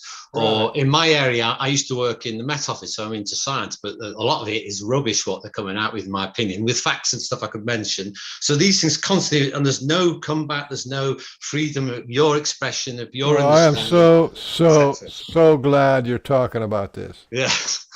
Because it would only take probably less than 500 people because look, we've been getting psychological warfare for the last 6,000 years, right? Psychological warfare. This whole idea of a king and the divine right of kings and the serfs and the slavery and wars and all that kind of stuff. We've been getting hit really hard with this for a long time. But if you can use your imagination and your mind and imagination, you can target those guys. First, I would work for you personally. First, I would work with your mom and pop stuff just to warm up, to get into something real for you, so it's not completely abstract. So you go from something real, and then you move it out into the government or the medical industry or whoever, the CIA or whatever it is out there that you want to target, and definitely do it. And that's what I showed you. Those circles where you go the mom and pop, and then the family, and then goes out, to the community, to the world. You want to blow up their world, and you want to blow up their God, right? You want to be a God. You want to be a destroyer of worlds, and a God killer, however viscerally, somatically you can experience that, it has an impact on the external world, no question about it. So, and it's like a really satisfying thing to do. Listen, here's what happened I think it was the early '90s. I was doing emotional release work at the house, and we had like 4 people, and including myself was 5, and we're because it's whatever. So we're doing emotional release work, and it was a really particularly good session, and I heard that there was going to be a hurricane coming. So the session was over. We're talking. And I said to the people, I said, this hurricane out there. If we do emotional release work and we have so much catharsis, let us open up and and allow Mother Nature to release her emotions through this hurricane, right? And it was sitting off the coast of Florida as a Force 1 hurricane. Within 4 days, it was a Force 5 hurricane.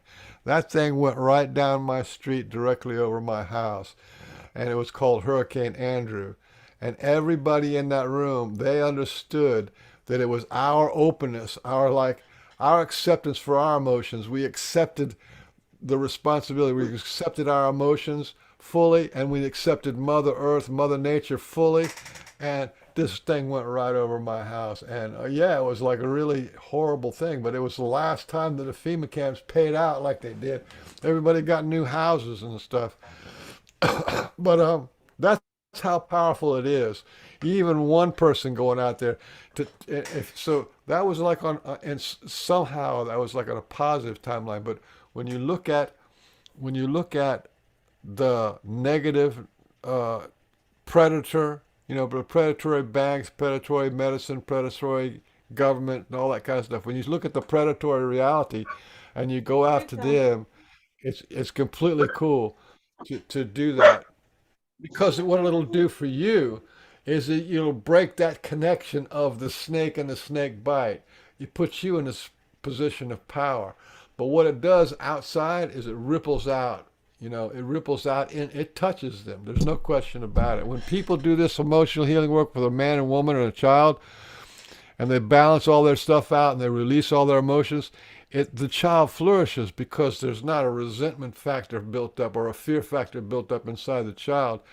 It's just magic. This is energy work. That's why I say this is Time Lord work. You're like a Time Lord, you know. So go for it. If you can do it, go for it. And use as much violence as you want. Get a stick, lightsaber, or drop bombs, a napalm, explode the whole thing. You have that Death Star. Remember the Death Star from the Star Wars? Blow that whole thing up. Blow their reality apart. That's what they need. If anybody needs their demons killed, it's those guys. They're the most lost, confused, broken people in the world. They need their demons killed for them. Right. And then victory. Yay! Okay, thanks for that. Yeah, I need to do the work anyway. Go back and start on myself. So, yeah. Well, thanks so much for showing up. Yes, All thank right. you everyone for showing up. Sorry, talking at the wrong end. My dogs are over here getting antsy. Most people on this know my dog, so. All Well, right. thank you, Bye-bye, Michael. everybody. That was very good. Thank you so much for doing this. Okay. Thank you. Bye-bye. Yes, thank you. Bye-bye. Thank you. Yeah, Michael. Much gratitude, Michael. Thank you so much. I think And that's thank you, Julia. Thank you for setting this up. Yeah. Thank you, Julia. That's a big one no on my book. worries. My pleasure. Thank you. Big thank you from me as well. Pleasure to meet you all as well. It's been absolutely fantastic. Brought a lot of clarity to things. Yeah, thank you Yeah. for opening up a whole new it's kind of like the sky opening. It's kind of just something opening up. So thank you so much, Michael. And again, thank you very much, Julia, for setting this up. Watch the videos, do the work, and get results. It's just like housekeeping. It's, you can do it. Everybody can do it. Everybody can remote view. Everybody can heal. Awesome. Heal Right. well. All right, everybody. Thanks for listening. Thanks for being here, and we'll talk to y'all next time. Okay, ciao, Thank ciao. you.